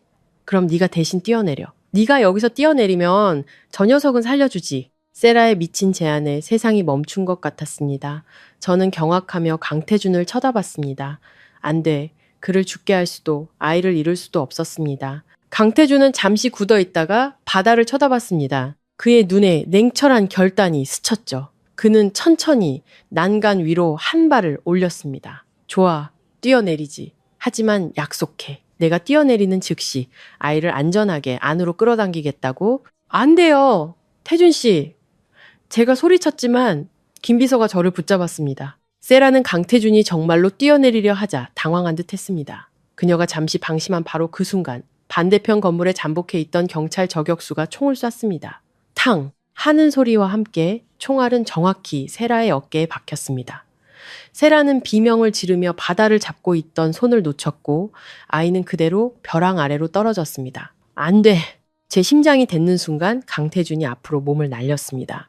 그는 뛰어내리는 대신 난간 밖으로 몸을 던져 떨어지는 바다의 옷깃을 가까스로 붙잡았습니다. 죽어! 부상당한 세라는 마지막 발악으로 강태준의 팔에 칼을 꽂았습니다. 피가 솟구쳤지만 그는 이를 악물고 아이를 놓지 않았습니다. 끌어올려! 강태준이 소리치자 김비서와 경찰들이 달려들어 세라를 제압하고 두 사람을 벼랑 끝에서 끌어올렸습니다. 안전한 바닥에 쓰러진 강태준은 피투성이가 된 채로 바다를 꼭 껴안았습니다. 그는 고통에 찬 숨을 몰아쉬면서도 안도감에 찬 미소를 지었죠. 괜찮아. 아빠가 여기 있어. 그가 속삭였습니다. 저는 달려가 제 인생의 두 남자를 끌어안고 울었습니다. 피와 눈물이 뒤섞인 눈물은 짜고 아팠습니다. 병원의 밤은 고요했습니다. 저는 곤히 잠든 강태준을 바라봤습니다. 의사는 칼이 힘줄을 건드렸지만 다행히 동맥은 피했다고 말했죠.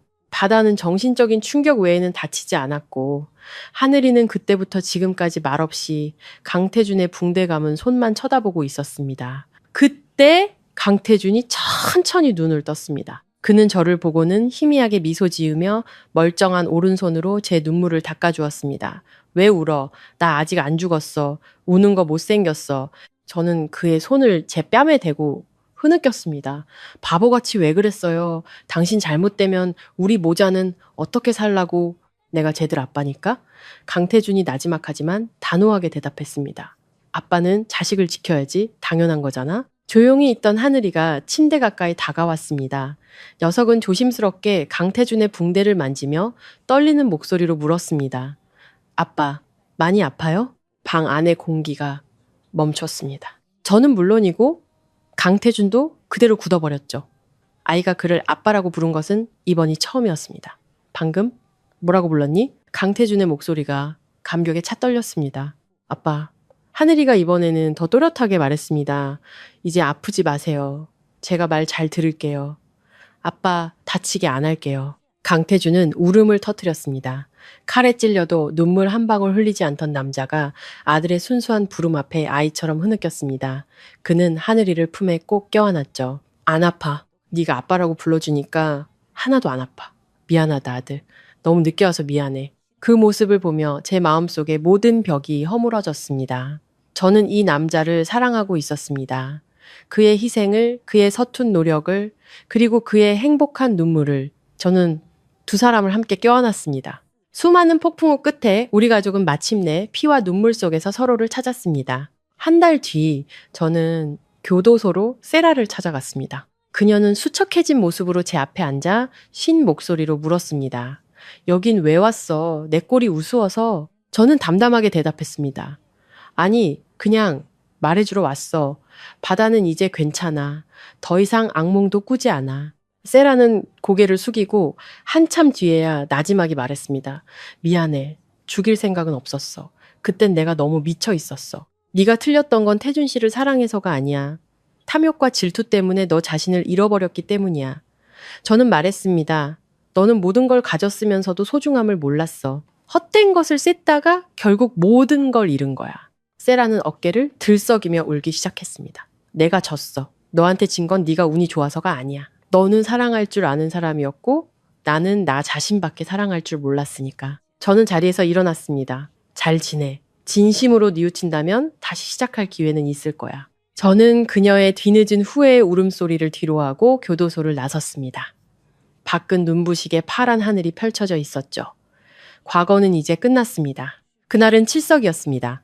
강태준은 저녁 식사를 하자며 저를 한강공원으로 데려갔죠.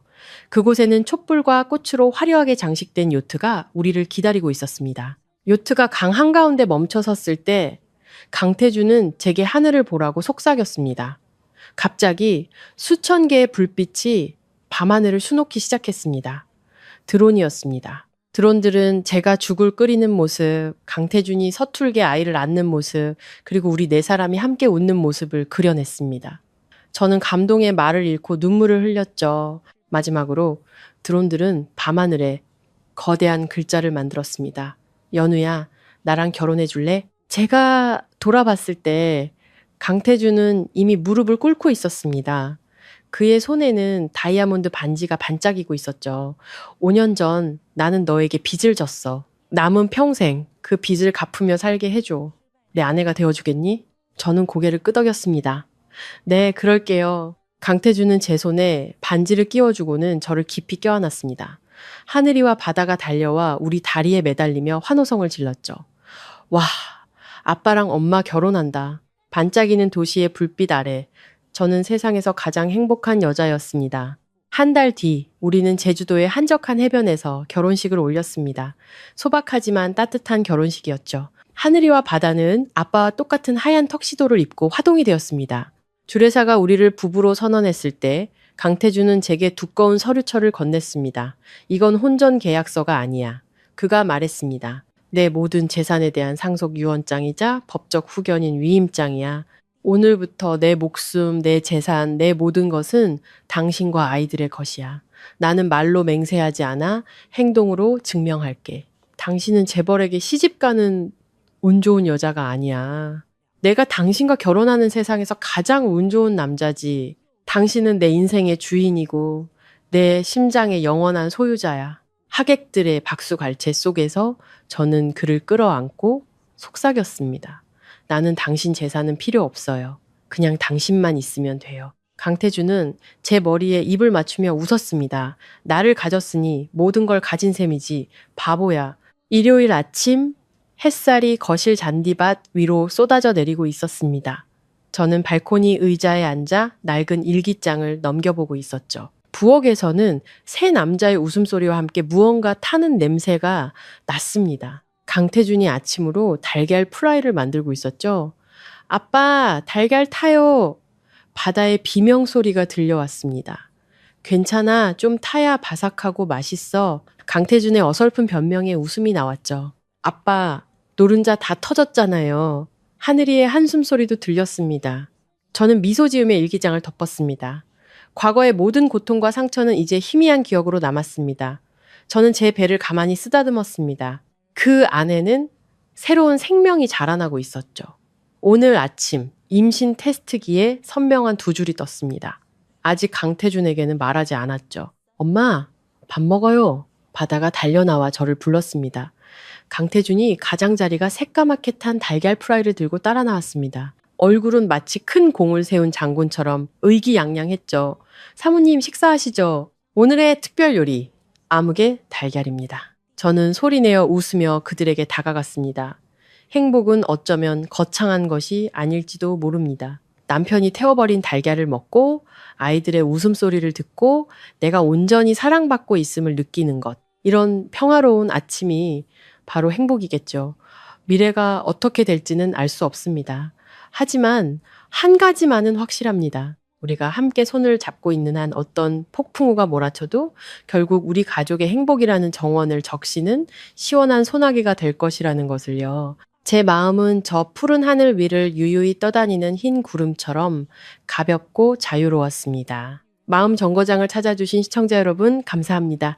다음 이야기에서 다시 뵙겠습니다.